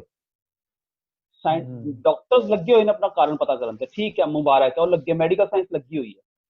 ਹਾਲੇ ਤੱਕ ਕਰੋਨਾ ਨੂੰ ਜਿਹੜਾ ਅਟੈਂਡ ਕੀਤਾ ਜਾ ਰਿਹਾ ਹੈ, ਅਸੀਂ ਇਕੱਲੇ ਮੈਡੀਕਲੀ ਅਟੈਂਡ ਤਾਂ ਨਹੀਂ ਕਰ ਰਹੇ ਉਹਨੂੰ, ਕਰੋਨਾ ਨੂੰ ਅਸੀਂ ਉਹਨੂੰ ਪੋਲੀਟੀਕਲੀ ਹੈਂਡਲ ਕਰ ਰਹੇ ਹਾਂ, ਸੋਸ਼ਲੀ ਉਹਨੂੰ ਹੈਂਡਲ ਕਰ ਰਹੇ ਹਾਂ, ਉਹਨੂੰ ਸਪਿਰਿਚੁਅਲੀ ਵੀ ਹੈਂਡਲ ਕਰਨ ਦੀ ਲੋੜ ਹੈ। ਅਸੀਂ ਸਪਿਰਚੁਅਲੀ ਕਿਤੇ ਉਹਨੂੰ ਹੈਂਡਲ ਕਰਨ 'ਚ ਕਿਤੇ ਪਿੱਛੇ ਘਾਟ ਸਾਡੀ ਹੈਗੀ ਹੈ ਥੋੜੀ ਜਿਹੀ, ਕਿਉਂਕਿ ਇਹ ਸ੍ਰਿਸ਼ਟੀ ਜਿਹੜੀ ਬਣੀ ਸੀ ਮੇਜਰ ਸਿੰਘ ਜੀ, ਇਹ ਸ੍ਰਿਸ਼ਟੀ ਜਿਹੜੀ ਬਣੀ ਸੀ, ਇਹ ਬਣੀ ਸੀ ਮਿਲਵਰਤਨ ਦੇ ਕੰਸੈਪਟ ਨਾਲ, ਠੀਕ ਹੈ। ਇਨਸਾਨ ਨੇ ਇਹਨੂੰ ਮੋਨੋਪੋਲਿਸਟਿਕ ਜਾਂ ਫਿਰ ਉਹਨੂੰ ਇੱਕ ਕਹਿ ਲਓ ਕਿ ਐਕਸਪਲੋਰਟਿਵ ਕੰਪੀਟੀਟਿਵ ਵਿਊ ਪੁਆਇੰਟ ਦੇ ਨਾਲ ਉਹਨੂੰ ਬਣਾਉਣ ਦੀ ਕੋਸ਼ਿਸ਼ ਕੀਤੀ, ਜਿੱਥੇ ਕਿ ਇਨਸਾਨ ਦਾ ਸ੍ਰਿਸ਼ਟੀ ਦੇ ਨਾਲ ਪਰਮਾਤਮਾ ਦੇ ਨਾਲ ਕਲੈਸ਼ ਆ ਗਿਆ, ਕਿਉਂਕਿ ਇਨਸਾਨ ਮਿਲਵਰਤਨ 'ਚ ਨਹੀਂ ਰਿਹਾ। ਔਰ ਅੱਜ ਹਾਲਤ ਕੀ ਹੋਈ ਸਾਡੇ ਸਾਹਮਣੇ ਹੈ, ਅਸੀਂ ਸਾਰੇ ਦੇਖ ਰਹੇ ਹਾਂ। ਸਾਨੂੰ ਉਹਨਾਂ ਕਨਸੈਪਟਸ ਨੂੰ ਸਟਰੋਂਗ ਕਰਨਾ ਪਏਗਾ। ਠੀਕ ਹੈ, ਬਹੁਤ ਵਧੀਆ ਗੱਲ ਹੈ ਕਿ ਇੱਕ ਬੰਦੇ ਨੂੰ ਭੁੱਖ ਲੱਗੀ ਹੈ, ਇੱਕਦਮ ਹਾਹਾਕਾਰ ਮਚੀ ਹੈ, ਉਸ ਵੇਲੇ ਸਾਨੂੰ ਉਹਨਾਂ ਨੂੰ ਇਮੀਡੀਏਟਲੀ ਭੁੱਖ ਫੀਡ ਦੇਣੀ ਪਏਗੀ, ਉਹਨਾਂ ਨੂੰ ਖਾਣਾ ਦੇਣਾ ਪਏਗਾ, ਬਿਲਕੁਲ ਪਹੁੰਚਾਉਣਾ ਪਏਗਾ। ਪਰ ਜਿਵੇਂ ਅਸੀਂ ਠੰਡਾ ਪਾਣੀ ਚਾਹੀਦਾ ਹੁੰਦਾ ਤੇ ਅਸੀਂ ਫ੍ਰਿਜ ਦੇ ਵੀ ਬੋਤਲਾਂ ਉਦੋਂ ਨਹੀਂ ਰੱਖਦੇ ਜਦੋਂ ਸਾਨੂੰ ਪਿਆਸ ਲੱਗਦੀ ਹੈ।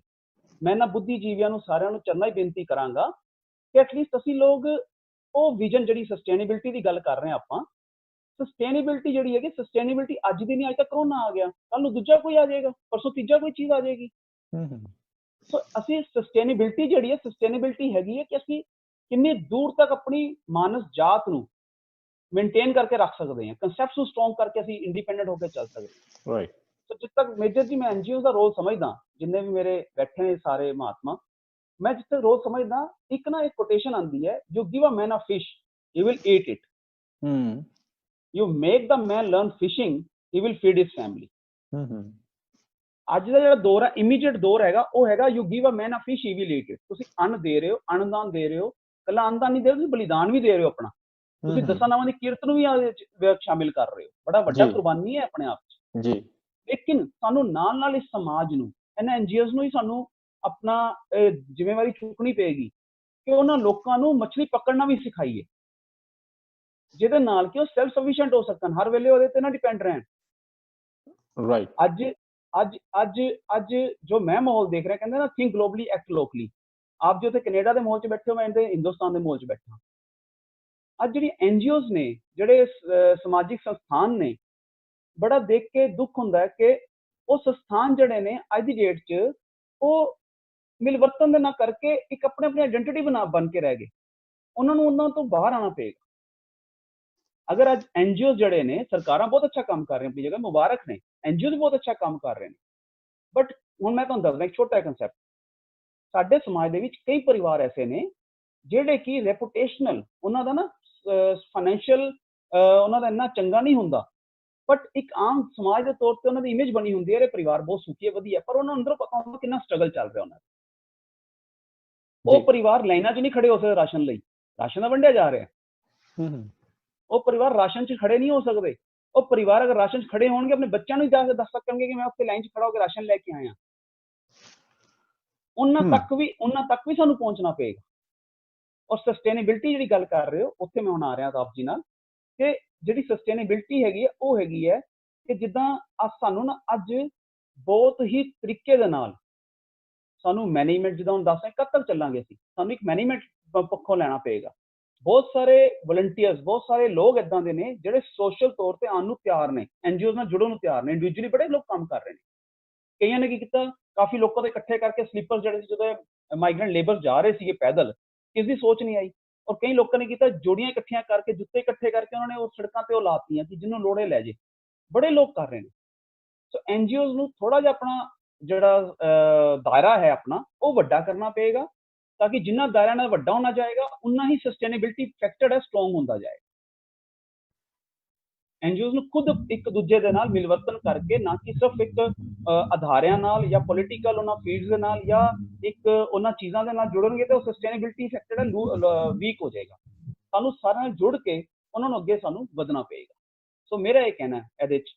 ਔਰ ਜਿਹੜੀ ਵਲੰਟੀਅਰਸ ਦੀ ਗੱਲ ਹੈ, ਉਹ ਵਲੰਟੀਅਰਸ ਹੋਰ ਜ਼ਿਆਦਾ ਇਨਕਰੇਜ ਹੋਣਗੇ ਅਗਰ ਐਨਜੀਓਜ਼ ਜਾਂ ਜਿਹੜੇ ਸਮਾਜਿਕ ਸੰਸਥਾਨ ਨੇ, ਉਹ ਆਪਣੇ ਥੋੜਾ ਜਿਹੇ ਜਿਹੜੇ ਪ੍ਰਿੰਸੀਪਲਸ ਨੇ, ਉਹਨਾਂ ਨੂੰ ਥੋੜਾ ਜਿਹਾ ਏਦਾਂ ਦਾ ਕਰਨ, ਜਿੱਦਾਂ ਹੁਣ ਮੇਰੇ ਭਰਾ ਨੇ ਬੜਾ ਵਧੀਆ ਕਿਹਾ, ਵੀਰ ਜੀ ਨੇ, ਕਿ ਮਾਨਸ ਕੀ ਜਾ ਸਭ ਇੱਕੋ ਪਹਿਚਾਨ ਹੋ। ਉਹਨੇ ਕੰਸੈਪਟ ਬੜਾ ਸਟਰੋਂਗ ਆਪਣੇ ਆਪ 'ਚ। ਸਾਨੂੰ ਅੱਜ ਮਾਨਸ ਕੀ ਜਾਤ ਇੱਕੋ ਪਹਿਚਾਨ ਹੋ ਕਰੋਨਾ ਨੇ ਰਿਅਲਾਈਜ਼ ਕਰਾਤਾ। ਅੱਜ ਉਹਨੇ 10 ਚਰਚ ਦੇ ਵਿੱਚੋਂ ਸਾਨੂੰ ਉਹ ਅਸੀਂ ਕੋਆਰਡੀਨੇਟ ਕਰ ਰਹੇ ਹਾਂ, ਅਸੀਂ ਉਹ ਚੀਜ਼ਾਂ ਕਰ ਰਹੇ ਹਾਂ, ਠੀਕ ਹੈ ਨਾ। ਤਾਂ ਸਾਨੂੰ ਇਹਨਾਂ ਦਾਇਰਿਆਂ ਤੋਂ ਬਾਹਰ ਆ ਕੇ ਵਲੰਟੀਅਰਸ, ਬਿਲਕੁਲ ਦੁਨੀਆ ਪੂਰੀ ਸਾਡੇ ਨਾਲ ਹੈ। ਔਰ ਸਾਡੇ ਦੇਖੋਗੇ ਤੁਸੀਂ ਐਨਜੀਓਜ਼ ਦੇ ਜਿਹੜੇ ਪੋਟੈਂਸ਼ੀਅਲ ਹੈ, ਉਹ ਹਜ਼ਾਰਾਂ ਗੁਣਾ ਵੱਧ ਜਾਏਗਾ। ਸੋ ਉਹਨਾਂ ਚੀਜ਼ਾਂ ਵੱਲ, ਔਰ ਵਲੰਟੀਅਰ ਵੀ ਆਪਣੇ ਆਪ ਵਧਣਗੇ ਉਹਨਾਂ ਦੇ ਵਿੱਚ। ਵਲੰਟੀਅਰ ਸਾਨੂੰ ਮੋਟੀਵੇਟ ਕਰਨ ਦੀ ਬੁਲਾਉਣ ਦੀ ਲੋੜ ਨਹੀਂ ਪਏਗੀ।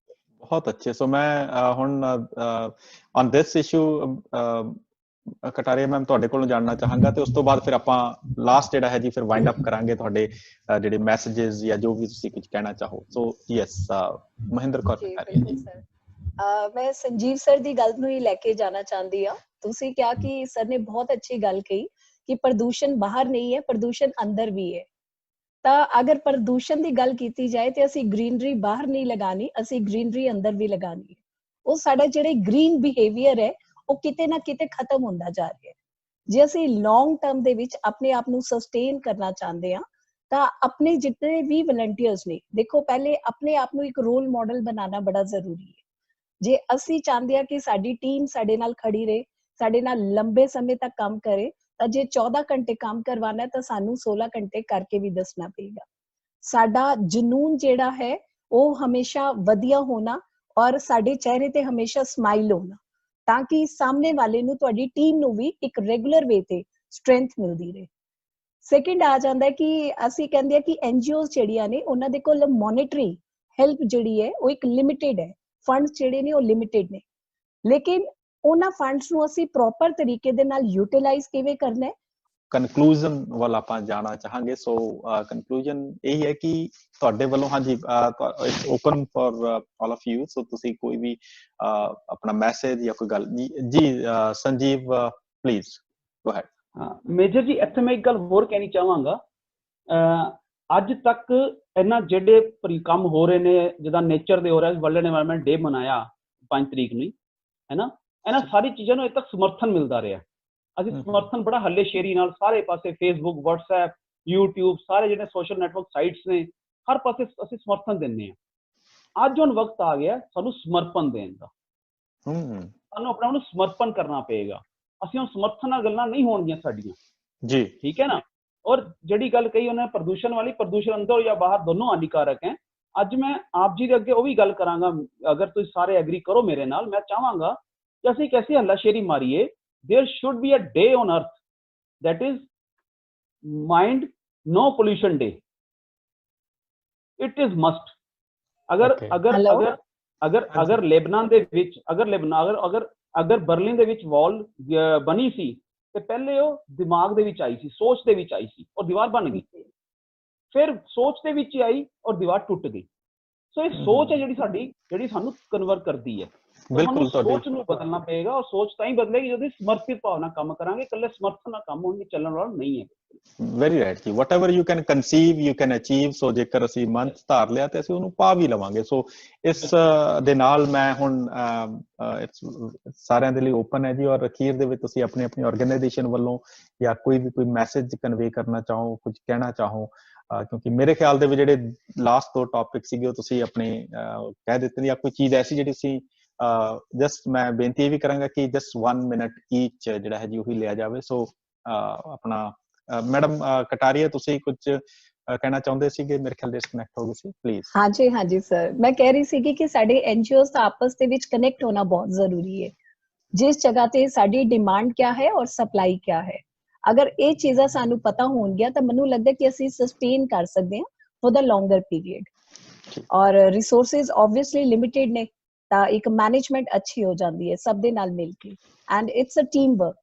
ਅਸੀਂ ਇਕੱਲੇ ਕਦੀ ਵੀ ਕੋਈ ਐਸਾ ਕੰਮ ਨਹੀਂ ਕਰ ਸਕਦੇ, ਸਮਾਜਿਕ ਤਾਂ ਬਿਲਕੁਲ ਵੀ ਨਹੀਂ। ਉਹਦੇ ਕਰਕੇ ਸਾਨੂੰ ਪੂਰੀ ਟੀਮ ਬਣਾਉਣੀ ਪਏਗੀ ਜੀ। ਬਹੁਤ ਅੱਛੇ। ਸੋ ਸੋਨੀ ਭਾਜੀ ਤੁਸੀਂ ਕੁਝ ਕਹਿਣਾ ਚਾਹੋਗੇ? ਮੈਂ ਕਹਿੰਦਾ ਜੀ ਕਿ ਇਸ ਵੇਲੇ ਜਿਸ ਵੇਲੇ ਪੈਂਡੇਮਿਕ ਆਇਆ ਹੈ ਤੇ ਲੋਕੀ ਇਕੱਠੇ ਹੋ ਗਏ ਨੇ, ਲੋਕਾਂ ਦੀ ਸੋਚ ਹੋ ਗਈ ਹੈ ਕਿ ਨਹੀਂ ਸਾਨੂੰ ਇਹ ਕਰਨਾ ਚਾਹੀਦਾ ਹੈਗਾ। ਲੋਕੀ ਪੋਲਿਊਸ਼ਨ ਦੇ ਬਾਰੇ 'ਚ ਵੀ ਸੋਚ ਰਹੇ ਨੇ। ਜਿਸ ਵੇਲੇ ਉਹਨਾਂ ਨੇ ਸਾਫ਼ ਅਸਮਾਨ ਦੇਖਿਆ ਉਹ ਕਹਿੰਦੇ ਨਾ ਕਿੰਨਾ ਸੋਹਣਾ ਲੱਗ ਰਿਹਾ। ਤੁਸੀਂ ਆਬਜ਼ਰਵ ਕੀਤਾ ਹੋਣਾ ਦ ਮੋਮੈਂਟ ਲੋਕਡਾਊਨ ਖੁੱਲਿਆ ਹੈਗਾ, ਉਹੀ ਟ੍ਰੈਫਿਕ ਹੋ ਗਿਆ ਹੈ, ਉਹੀ ਮਾਈਂਡਸੈਟ ਚੇਂਜ ਹੋ ਗਿਆ ਹੈਗਾ। Same mindset is getting back. ਹਰ ਇੱਕ ਨੂੰ ਜਲਦੀ ਹੈਗੀ ਹੈ, ਹਰ ਆਪਣਾ ਵਾਪਸ ਦੌੜ ਭੱਜ ਸ਼ੁਰੂ ਹੋ ਗਈ ਹੈ। ਆਈ ਥਿੰਕ ਆਦਮੀ ਦਾ ਜਿਹੜਾ ਦਿਮਾਗ ਹੈ ਨਾ ਜੀ, ਉਹ ਹੀ ਫੋਰਗੇਟਸ ਵੈਰੀ ਫਾਸਟ। ਉਹ ਭੁੱਲ ਜਾਂਦਾ ਹੈਗਾ ਕਿ ਹੁਣੇ 10 ਦਿਨ ਪਹਿਲੇ ਕੀ ਹੋਇਆ ਸੀ। ਸੋ ਇਹ ਆਦਮੀ ਨੂੰ ਥੋੜਾ ਜਿਹਾ ਆਪਣਾ ਚੇਂਜ ਕਰਨਾ ਪਏਗਾ ਜ਼ਮਾਨੇ ਦੇ ਨਾਲ। ਥੋੜਾ ਹੀ ਲੈਵ ਟੂ ਸਲੋ ਡਾਊਨ। ਅਸੀਂ ਦੇਖਿਆ ਹੈਗਾ, ਅਸੀਂ ਲੋਕੀ ਕਹਿੰਦੇ ਜੀ ਅਸੀਂ ਆਪਣੇ ਸਾਡਾ ਬਜ਼ੁਰਗ ਗੁਜ਼ਰ ਗਏ ਨੇ ਜੀ, ਅਸੀਂ ਉਹਨਾਂ ਦੀ ਯਾਦ ਵਿੱਚ ਖਾਣਾ ਖਿਲਾਉਣਾ ਚਾਹੁੰਦੇ ਹਾਂ ਜੀ। ਅੱਛਾ ਜੀ ਤੁਸੀਂ ਆ ਜਾਓ ਜੀ, ਤੁਸੀਂ ਆਪਣੇ ਹੱਥੋਂ, ਨਹੀਂ ਜੀ ਉਹ ਟਾਈਮ ਨਹੀਂ ਹੈਗਾ ਜੀ, ਤੁਸੀਂ ਖਵਾ ਦੇਣਾ ਜੀ, ਤੁਸੀਂ ਅਸੀਂ ਪੈਸੇ ਦੇ ਦਿੰਦੇ ਹਾਂ। ਸੋ I would say that people should slow down a little, have a little time for themselves, family ਲਈ time ਹੋਏ, ਔਰ ਥੋੜਾ ਜਿਹਾ ਉਹ ਸੋਚ ਬਦਲਣੀ ਪਏਗੀ ਉਹਨੂੰ, ਤਾਂ ਅੱਗੇ ਸਸਟੇਨ ਕਰ ਸਕਾਂਗੇ, ਨਹੀਂ ਤੇ ਫਿਰ ਵਾਪਸ ਉਹੀ ਹੋ ਜਾਣਾ ਜੀ ਜੋ ਪਹਿਲੇ ਚੱਲ ਰਿਹਾ ਸੀ। ਸੋ ਸਾਡੀਆਂ ਜਿੱਥੇ ਸ਼ੁਭ ਕਾਮਨਾਵਾਂ ਨੇ ਤੁਹਾਡੇ ਲਈ, ਫੀਡਿੰਗ ਹੈਂਡਸ, ਤੁਸੀਂ ਆਪਣੀ ਸੋਚ ਜਿਹੜੀ ਆ ਉਹ ਬਰਕਰਾਰ ਉਹੀ ਉਸੇ ਤਰੀਕੇ ਨਾਲ ਰੱਖਿਓ। ਸੋ ਇਸ ਉਮੀਦ ਦੇ ਨਾਲ ਮੈਂ ਤੁਹਾਨੂੰ, ਸਾਡੀ ਸਾਰਿਆਂ ਵੱਲੋਂ ਤੁਹਾਨੂੰ ਬਹੁਤ ਬਹੁਤ ਬੈਸਟ ਵਿਸ਼ੇਸ, ਔਰ ਜਿਹੜੇ ਐਫਰਟਸ ਨੇ ਪਰਮਾਤਮਾ ਇਹਨਾਂ 'ਚ ਹੋਰ ਵਾਧਾ ਕਰੇ ਔਰ ਤੁਹਾਡੀ ਟੀਮ ਜਿਹੜੀ ਆ ਹੋਰ ਵੱਡੀ ਹੋਵੇ। ਸੋ ਹਾਂਜੀ ਜਸਟ ਥੈਂਕ ਯੂ। ਜਸਟ ਤੁਸੀਂ ਕੀ ਕਹਿਣਾ ਚਾਹੋਗੇ ਜਸਮੀਤ? ਮੈਂ 3 ਚੀਜ਼ਾਂ ਨੂੰ ਹਾਈਲਾਈਟ ਜ਼ਰੂਰ ਕਰਨਾ ਚਾਹੁੰਦੀ ਹਾਂ। ਪਹਿਲੀ ਗੱਲ ਤਾਂ ਇਹ ਹੈ ਕਿ we should take responsibility towards our lives. ਜਦੋਂ ਅਸੀਂ ਆਰ ਕਹਿੰਦੇ ਹਾਂ ਤੇ our surrounding gets included into it, you know. ਤੇ ਮੈਂ ਕਹਿੰਦੀ ਹਾਂ ਮੇਰਾ ਇੱਕ thought goes back to the universe and bounces back to me. ਤੇ ਸਾਡੇ ਵਿੱਚ ਇੰਨੀ ਪੋਟੈਂਸ਼ੀਅਲਿਟੀ ਹੈਗੀ ਹੈ ਅੰਦਰੋਂ, ਜੇ ਅਸੀਂ ਸੋਚ ਲਈਏ ਕਿ ਅਸੀਂ ਆਪਣੇ ਘਰ ਦੇ ਆਸ-ਪਾਸ ਮੈਸ ਨਹੀਂ ਹੋਣ ਦਿਆਂਗੇ, ਅਸੀਂ ਆਪਣੇ ਘਰ ਦੇ ਆਸ-ਪਾਸ ਦੁੱਖ ਨਹੀਂ ਆਉਣ ਦਿਆਂਗੇ ਕਿਸੇ ਨੂੰ, ਜਿਹੜਾ ਡੀਲ ਹੋ ਸਕਦਾ ਹੈ, ਨਾਟ ਇੰਟਰਪਰਸਨਲ ਪਰ ਇੰਟਰਾਪਰਸਨਲ ਆਮ ਟਾਕਿੰਗ। ਤੇ ਇੱਕ ਇਹ ਕਮਿਟਮੈਂਟ ਸਾਨੂੰ ਆਪਣੇ ਆਪ ਨੂੰ ਕਰਨੀ ਬਹੁਤ ਜ਼ਰੂਰੀ ਹੈਗੀ, ਬਿਕਾਜ਼ ਅਸੀਂ ਇਹ ਵੀ ਫੇਸ ਕੀਤਾ ਚੈਲੰਜ ਕਿ ਜਦੋਂ ਸਾਡੇ ਨੰਬਰਸ ਬਾਹਰ ਗਏ, ਬਿਕਾਜ਼ ਵੀ ਵਰ ਅਵੇਲੇਬਲ, ਤੇ ਸਾਡੇ ਨੰਬਰਸ ਮਿਸਯੂਜ਼ ਵੀ ਹੋਏ। You know, there were times that we got midnight calls and we were told कि हमें राशन चाहिए, and you know there was no courtesy. We felt bad also, and this is the harsh reality, and we should talk about it. That we felt like we are not departmental store. You know, कि तुसी कभी भी call करके you can say. So we saw people who can even help their maids. Or who could help their you know people around themselves. ਉਹਨਾਂ ਨੇ ਵੀ ਸਾਡਾ number ਦੇ ਦਿੱਤਾ ਕਿ ਉਹ ਤਾਂ ਜਾ ਕਰ ਦੇ ਰਹੇ ਨੇ, ਉਹਨਾਂ ਨੂੰ ਹੀ ਕਾਲ ਕਰ ਦਿਓ, you know. So I think the lack of social responsibility and ਸਾਡੇ ਟਾਈਮ ਤੇ ਸਾਡੇ ਸਕੂਲ ਤੇ moral science, EVS ਇਹ subjects ਹੁੰਦੇ ਸੀਗੇ. I don't see these subjects anymore in schools that we are talking about, and I think this is the awakening of the universe right now. This is the time of awakening. ਜਿੱਥੇ ਸਾਨੂੰ ਇਹ ਸਮਝਣਾ ਜ਼ਰੂਰੀ ਹੈ ਕਿ ਖਾਲੀ ਖਿਲਾ ਕੇ solution ਨਹੀਂ ਮਿਲਦਾ। ਤੁਸੀਂ ਖਿਲਾਈ ਜਾਓ, ਉਹ ਮੰਗੀ ਜਾਣਗੇ, ਖਿਲਾਈ ਜਾਓ, ਮੰਗੀ ਜਾਣਗੇ। ਤੁਸੀਂ ਇਹ ਗਲਤ ਪੈਟਰਨ ਬਣਾ ਰਹੇ ਹੋ ਉਹਨਾਂ ਲਈ ਕਿ ਖਾਣਾ ਖਰੀਦਾ ਮਿਲਦਾ ਹੈ। ਤੁਸੀਂ ਉਹਨਾਂ ਨੂੰ ਇਹ ਸਮਝਾਓ ਕਿ ਅਸੀਂ ਇੱਕ ਟਾਈਮ ਡਿਊਰੇਸ਼ਨ ਨਾਲ ਆਏ ਹਾਂ ਤੁਹਾਡੇ ਕੋਲ। ਤੁਸੀਂ ਸਿੱਖ ਲਓ ਕਿ ਤੁਸੀਂ ਹੁਣ we have to get plans more aggressively, as aggressive we are in feeding people. You know, we have to tell them. There were people who were hoarding stuff at home. When we went we always started calling people and saying, "Asi police office station ko call kar rahe hain, asi nahi ki asi andan to call kar rahe hain," to verify that ਤੁਹਾਡੇ ਕੋਲ ਖਾਣਾ ਪਹੁੰਚਿਆ ਕਿ ਨਹੀਂ। ਜਦੋਂ ਸੁਣਦੇ ਸੀ police ਵਾਲੇ ਹੈਗੇ ਨੇ ਤੇ ਉਹ ਆਟੋਮੈਟਿਕ ਹਾਂਜੀ ਆ ਗਿਆ ਸੀ ਲਾਸਟ, ਆ ਗਿਆ ਜੀ, ਓਕੇ। ਤੇ ਅਸੀਂ ਜਾਂਦੇ ਸੀ ਤੇ ਉਹ ਉਦਾਂ ਹੀ ਖੜੇ ਹੁੰਦੇ ਸੀ ਕਿ ਜਿੱਦਾਂ ਪਤਾ ਨਹੀਂ ਕਿੰਨੇ ਮਹੀਨਿਆਂ ਤੋਂ ਮਿਲਿਆ ਨਹੀਂ ਹੈ ਖਾਣਾ। ਸੋ very important one, social responsibility, awakening of one person and celebrating them, which is not happening. We have to celebrate people who can take care of their surroundings. We have to make it like the in thing, the fad. You know, the fashionable thing is to help people. I think that is the only way our generation understands. You know, second thing I feel is very importantly we need to mobilize. We cannot say, I think government has to take a very strong conduct how the NGOs are going to be operating.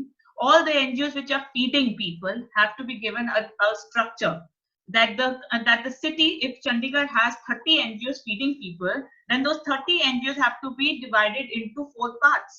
That the northern part of Chandigarh has to be taken care of by you. The southern part, everything is possible. Lack of planning is what is making it a pandemic. Whether it was China not telling us on time about the problem, if we were planned, we would have not suffered today. If we knew that this is happening, I think it's like we conceal the plan, we mess it up, and then we become heroes dealing with it. You know, so it's time for that. And the third very important thing is always feel abundant. Je sade kol enna hega hai te oda 10 nikalna practically, ਚਾਹੇ ਉਹ ਤੁਹਾਡੀ ਸੋਚ ਦਾ 10 ਹੋ, ਚਾਹੇ ਉਹ ਤੁਹਾਡਾ ਕੰਮ ਕਰਨ ਦਾ 10 ਹੋ, ਜਾਂ ਤੁਹਾਡੇ ਦਿਨ ਦਾ ਟਾਈਮ 10 ਹੋਏ, ਉਹ ਨਿਕਾਲਣਾ should become a habit for us so that we can still connect to the universal consciousness, and that will derive us to do more and above than just doing actions. बहुत अच्छे सो thank you very much और ਤੁਹਾਡੇ ਲਈ ਵੀ ਬਹੁਤ ਬਹੁਤ ਸ਼ੁਭਕਾਮਨਾਵਾਂ ਸੋ ਸੁਖਵਿੰਦਰ ਵੀਰ ਜੀ ਤੁਸੀਂ ਕੁਝ ਅਖੀਰ ਚ ਕੁਝ ਕਹਿਣਾ ਚਾਹੋ ਹਾਂਜੀ ਅਖੀਰ ਚ ਮੈਂ ਇਹੀ ਕਹਿਣਾ ਚਾਹਾਂਗਾ ਜੀ ਕਿ ਜਿਸ ਤਰ੍ਹਾਂ ਆਪਾਂ ਇਸੇ ਚੀਜ਼ ਤੇ ਰੈਪ ਅਪ ਕਰ ਰਹੇ ਹਾਂ ਕਿ ਸਾਰੀਆਂ ਆਰਗੇਨਾਈਜੇਸ਼ਨਸ ਨੂੰ ਸਾਰੀਆਂ ਐਨਜੀਓਜ਼ ਨੂੰ ਰਲ ਮਿਲ ਕੇ ਕੰਮ ਕਰਨਾ ਚਾਹੀਦਾ ਸੋ ਜਿੰਨਾ ਅਸੀਂ ਇਕੱਠੇ ਹੋ ਕੇ ਕੰਮ ਕਰਾਂਗੇ ਜਿਸ ਤਰ੍ਹਾਂ ਆਪਾਂ ਆਮ ਕਹਾਵਤ ਸੁਣੀ ਹੈ ਕਿ ਕੱਲਾ 1 ਤੇ 2 11 ਤੇ ਇੱਕ ਮੁੱਠੀ ਦੀ ਵੀ ਤਾਕਤ ਜ਼ਿਆਦਾ ਬਣ ਜਾਂਦੀ ਹੈ ਸੋ ਆਪਸ ਦੇ ਵਿੱਚ ਰਲ ਮਿਲ ਕੇ ਕੰਮ ਕਰਨਾ ਉਹਦੇ ਨਾਲ ਪਲੈਨਿੰਗ ਦੇ ਵਿੱਚ ਵੀ ਅੱਛਾਈ ਰਹੇਗੀ ਤੇ ਸਸਟੇਨੇਬਿਲਟੀ ਵੀ ਰਹੇਗੀ ਤੇ ਪਲੱਸ ਇਹ ਕਿ ਇਸ ਪੈਂਡੈਮਿਕ ਨੇ ਸਾਨੂੰ ਬਹੁਤ ਸਾਰੇ ਲੈਸਨ ਦੇਣੇ ਨੇ ਤੇ ਸਾਡੇ ਕੋਲੇ ਇੱਕ ਬਹੁਤ ਲੰਬਾ ਪੈਂਡਾ ਤੈਅ ਕਰਨ ਵਾਲਾ ਪਿਆ ਕਿਉਂਕਿ ਇਹ ਵਰਲਡ ਵਾਈਡ ਸਾਰਾ ਕੁਝ ਜੋ ਹੈਪਨ ਹੋਇਆ ਤੇ ਸਾਨੂੰ ਸਾਰਿਆਂ ਨੂੰ ਹੋਰ ਜੋਸ਼ ਦੇ ਨਾਲ ਰਲ ਮਿਲ ਕੇ ਕੰਮ ਕਰਨਾ ਪਏਗਾ ਤੇ ਯੂਨਾਈਟਿਡ 6 ਇੱਕ ਕਹਿ ਲਓ ਵੀ ਵੋਲੰਟੀਅਰ ਬੇਸਡ ਆਰਗੇਨਾਈਜੇਸ਼ਨ ਹੈ ਇੱਥੇ ਕੋਈ ਵੀ ਪੇਡ EMPLOYEES ਨਹੀਂ ਹੁੰਦੇ ਅਸੀਂ ਜਿੰਨੇ ਵੀ ਸਾਰੇ ਆਪਣਾ ਟਾਈਮ ਕਹਿ ਲਓ ਹੋਰ ਪ੍ਰੋਫੈਸ਼ਨਸ ਕਰ ਰਹੇ ਆ ਪਰ ਨਾਲ ਵੋਲੰਟੀਅਰਲੀ ਕੰਮ ਕਰ ਰਹੇ ਆ ਸੋ ਇੱਕ ਸਿਸਟਮ ਦੇ ਜ਼ਰੀਏ ਕੰਮ ਕਰਦਾ ਤੇ ਤੁਸੀਂ ਯੂਨਾਈਟਿਡ 6 ਨੂੰ ਫੇਸਬੁੱਕ ਤੇ ਜਾਂ ਕਿਸੇ ਵੀ ਤੁਸੀਂ ਲਾਈਕ ਕਰੋ ਉਹਨੂੰ ਜੁਆਇਨ ਕਰੋ ਸਾਨੂੰ ਹੋਰ ਵੋਲੰਟੀਅਰਸ ਚਾਹੀਦੇ ਨੇ ਤੇ ਪਲੱਸ ਜੋ ਸਾਡੇ ਇਸ ਟਾਈਮ ਦੇ ਵਿੱਚ ਅੱਗੇ ਵਧਣ ਦੇ ਲਈ ਸਾਨੂੰ ਸਿਰਫ ਲੰਗਰ ਵਰਤਾਉਣ ਲਈ ਹੀ ਵੋਲੰਟੀਅਰਾਂ ਦੀ ਨਹੀਂ ਲੋੜ ਸਾਨੂੰ ਇੰਜੀਨੀਅਰਸ ਵੀ ਚਾਹੀਦੇ ਨੇ ਸਾਨੂੰ ਮੈਡੀਕਲ ਪ੍ਰੋਫੈਸ਼ਨਲ ਚਾਹੀਦੇ ਨੇ ਸਾਨੂੰ ਡਾਕਟਰ ਚਾਹੀਦੇ ਨੇ ਸਾਨੂੰ ਸੋਸ਼ਲ ਮੀਡੀਆ ਇਨਫਲੂਐਂਸਰ ਚਾਹੀਦੇ ਨੇ ਜਿਸ ਤਰ੍ਹਾਂ ਸੰਜੀਵ ਵੀਰ ਜੀ ਵਰਗੇ ਨੇ ਜਿਹੜੇ ਕਿ ਵਰਕਸ਼ਾਪਸ ਦੇ ਵਿੱਚ ਜਾ ਕੇ ਲੋਕਾਂ ਨੂੰ ਮੋਟੀਵੇਟ ਕਰ ਸਕਣ ਕਿਉਂਕਿ ਇਸ ਤੋਂ ਬਾਅਦ ਉਹਨਾਂ ਨੂੰ ਜਿਸ ਤਰ੍ਹਾਂ ਮੈਂਟਲੀ ਕਿਸ ਤਰ੍ਹਾਂ ਪ੍ਰਿਪੇਅਰ ਕਰਨਾ ਤੇ ਸਾਨੂੰ ਬਲੌਗਰਸ ਚਾਹੀਦੇ ਨੇ ਸਾਨੂੰ PR ਰਾਈਟਰਸ ਚਾਹੀਦੇ ਨੇ ਸਾਨੂੰ ਲਾਅ ਮੇਕਰਸ ਚਾਹੀਦੇ ਨੇ ਸੋ ਇਸ ਕਰਕੇ please visit United 6 website visit United 6 Facebook page ਕਿਉਂਕਿ ਅੱਜ ਮੇਜਰ ਵੀਰ ਜੀ ਨੇ ਕੋਸ਼ਿਸ਼ ਕੀਤੀ ਹੈ ਕਿ ਕੁਝੇ ਵਿੱਚ ਸਮੁੰਦਰ ਬੰਦ ਕਰਨ ਦੀ ਤੇ ਬਹੁਤ ਸਾਰੀਆਂ ਹੋਰ ਗੱਲਾਂ ਕਰਨ ਵਾਲੀਆਂ ਸੀ ਆਉਣ ਵਾਲੇ ਦਿਨਾਂ ਦੇ ਵਿੱਚ ਜ਼ਰੂਰ ਇਸ ਤਰ੍ਹਾਂ ਦੇ ਅਸੀਂ ਪ੍ਰੋਗਰਾਮ ਵੀਰ ਜੀ ਨੂੰ ਕਹਾਂਗੇ ਕਿ ਕਰਦੇ ਰਹਿਣ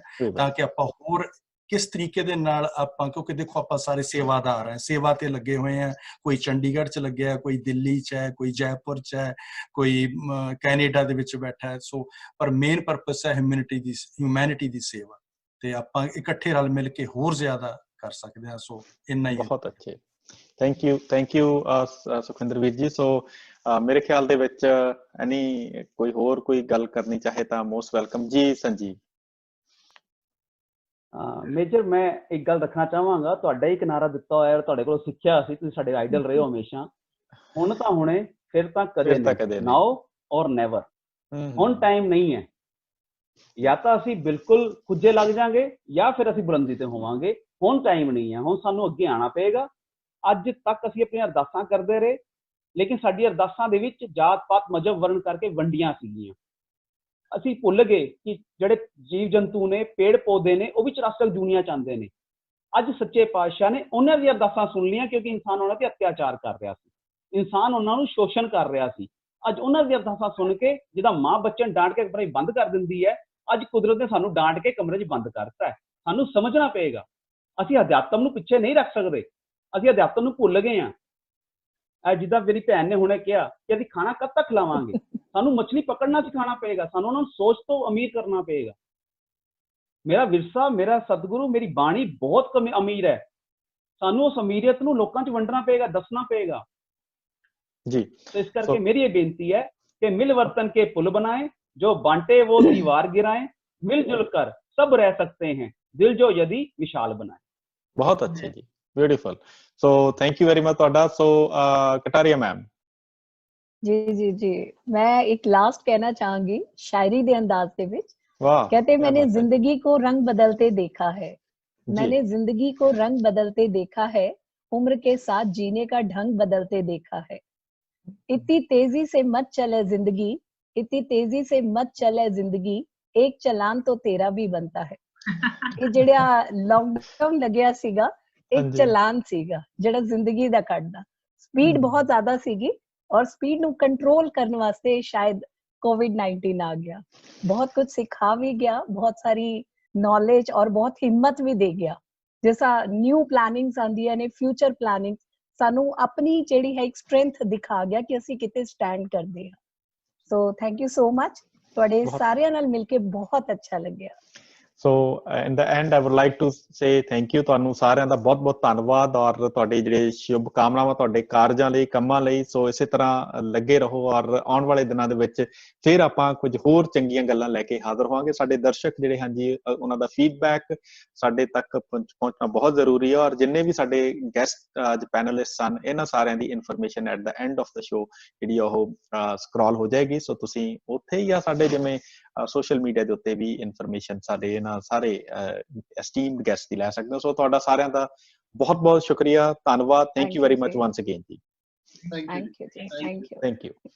ਸੋ thank you very much. So ਇਹ ਸੀ ਅੱਜ ਦਾ ਸਾਡਾ ਪ੍ਰੋਗਰਾਮ, ਜੀ ਹਾਂ, ਹੈਲੋ ਕੈਨੇਡਾ। ਸੋ ਅਗਲੇ ਪ੍ਰੋਗਰਾਮ ਦੇ ਵਿੱਚ ਫਿਰ ਗੱਲਬਾਤ ਲੈ ਕੇ ਹਾਜ਼ਰ ਹੋਵਾਂਗੇ, ਇਸੇ ਤਰ੍ਹਾਂ ਕੋਈ ਹੋਰ ਵਧੀਆ ਵਿਚਾਰ ਤੇ ਚੰਗੇ ਜਿਹੜੇ ਵਿਚਾਰ ਨੇ ਉਹਨਾਂ ਦੇ ਜ਼ਰੀਏ, ਜਾਂ ਸਾਡੇ ਜਿਹੜੇ ਕੁਝ ਐਸਟੀਮਡ ਗੈਸਟ ਨੇ ਉਹਨਾਂ ਨੂੰ ਲੈ ਕੇ ਹਾਜ਼ਰ ਹੋਵਾਂਗੇ। ਸੋ ਹੁਣ ਦਿਓ ਇਜਾਜ਼ਤ, ਤੁਹਾਨੂੰ ਸਾਰਿਆਂ ਨੂੰ ਵੀਕਐਂਡ ਦੀਆਂ ਸ਼ੁਭ ਕਾਮਨਾਵਾਂ। ਹੱਸਦੇ ਵਸਦੇ ਰਹੋ ਅਤੇ ਸੇਫ ਐਂਡ ਜਿਵੇਂ ਸੁਰੱਖਿਅਤ ਰਹੋ, ਆਪਣੇ ਆਪ ਨੂੰ ਤੇ ਆਪਣੇ ਆਲੇ ਦੁਆਲੇ ਨੂੰ ਬਚਾਓ, ਅਤੇ ਇਸ ਅਜਿਹੀ ਪੈਂਡੇਮਿਕ ਦੇ ਵਿੱਚ ਬਾਹਰ ਨਿਕਲਣ ਤੋਂ ਥੋੜਾ ਜਿਹਾ ਗੁਰੇਜ਼ ਕਰੋ। ਜਿੱਥੇ ਜਿੱਥੇ ਵੀ ਰੈੱਡ ਅਲਰਟਸ ਜਾਂ ਏਰੀਆਜ਼ ਹਨ ਉੱਥੇ ਨਾ ਜਾਓ। ਸੋ ਇਹਨਾਂ ਸ਼ਬਦਾਂ ਦੇ ਨਾਲ ਤੁਹਾਡੀ ਸੁਰੱਖਿਆ ਦੀ ਸ਼ੁਭ ਕਾਮਨਾਵਾਂ ਤੇ ਅਰਦਾਸ ਦੇ ਨਾਲ ਤੁਹਾਡੇ ਕੋਲੋਂ ਇਜਾਜ਼ਤ ਲੈਣਾ। ਇਜਾਜ਼ਤ ਦਿਓ। ਸਤਿ ਸ਼੍ਰੀ ਅਕਾਲ।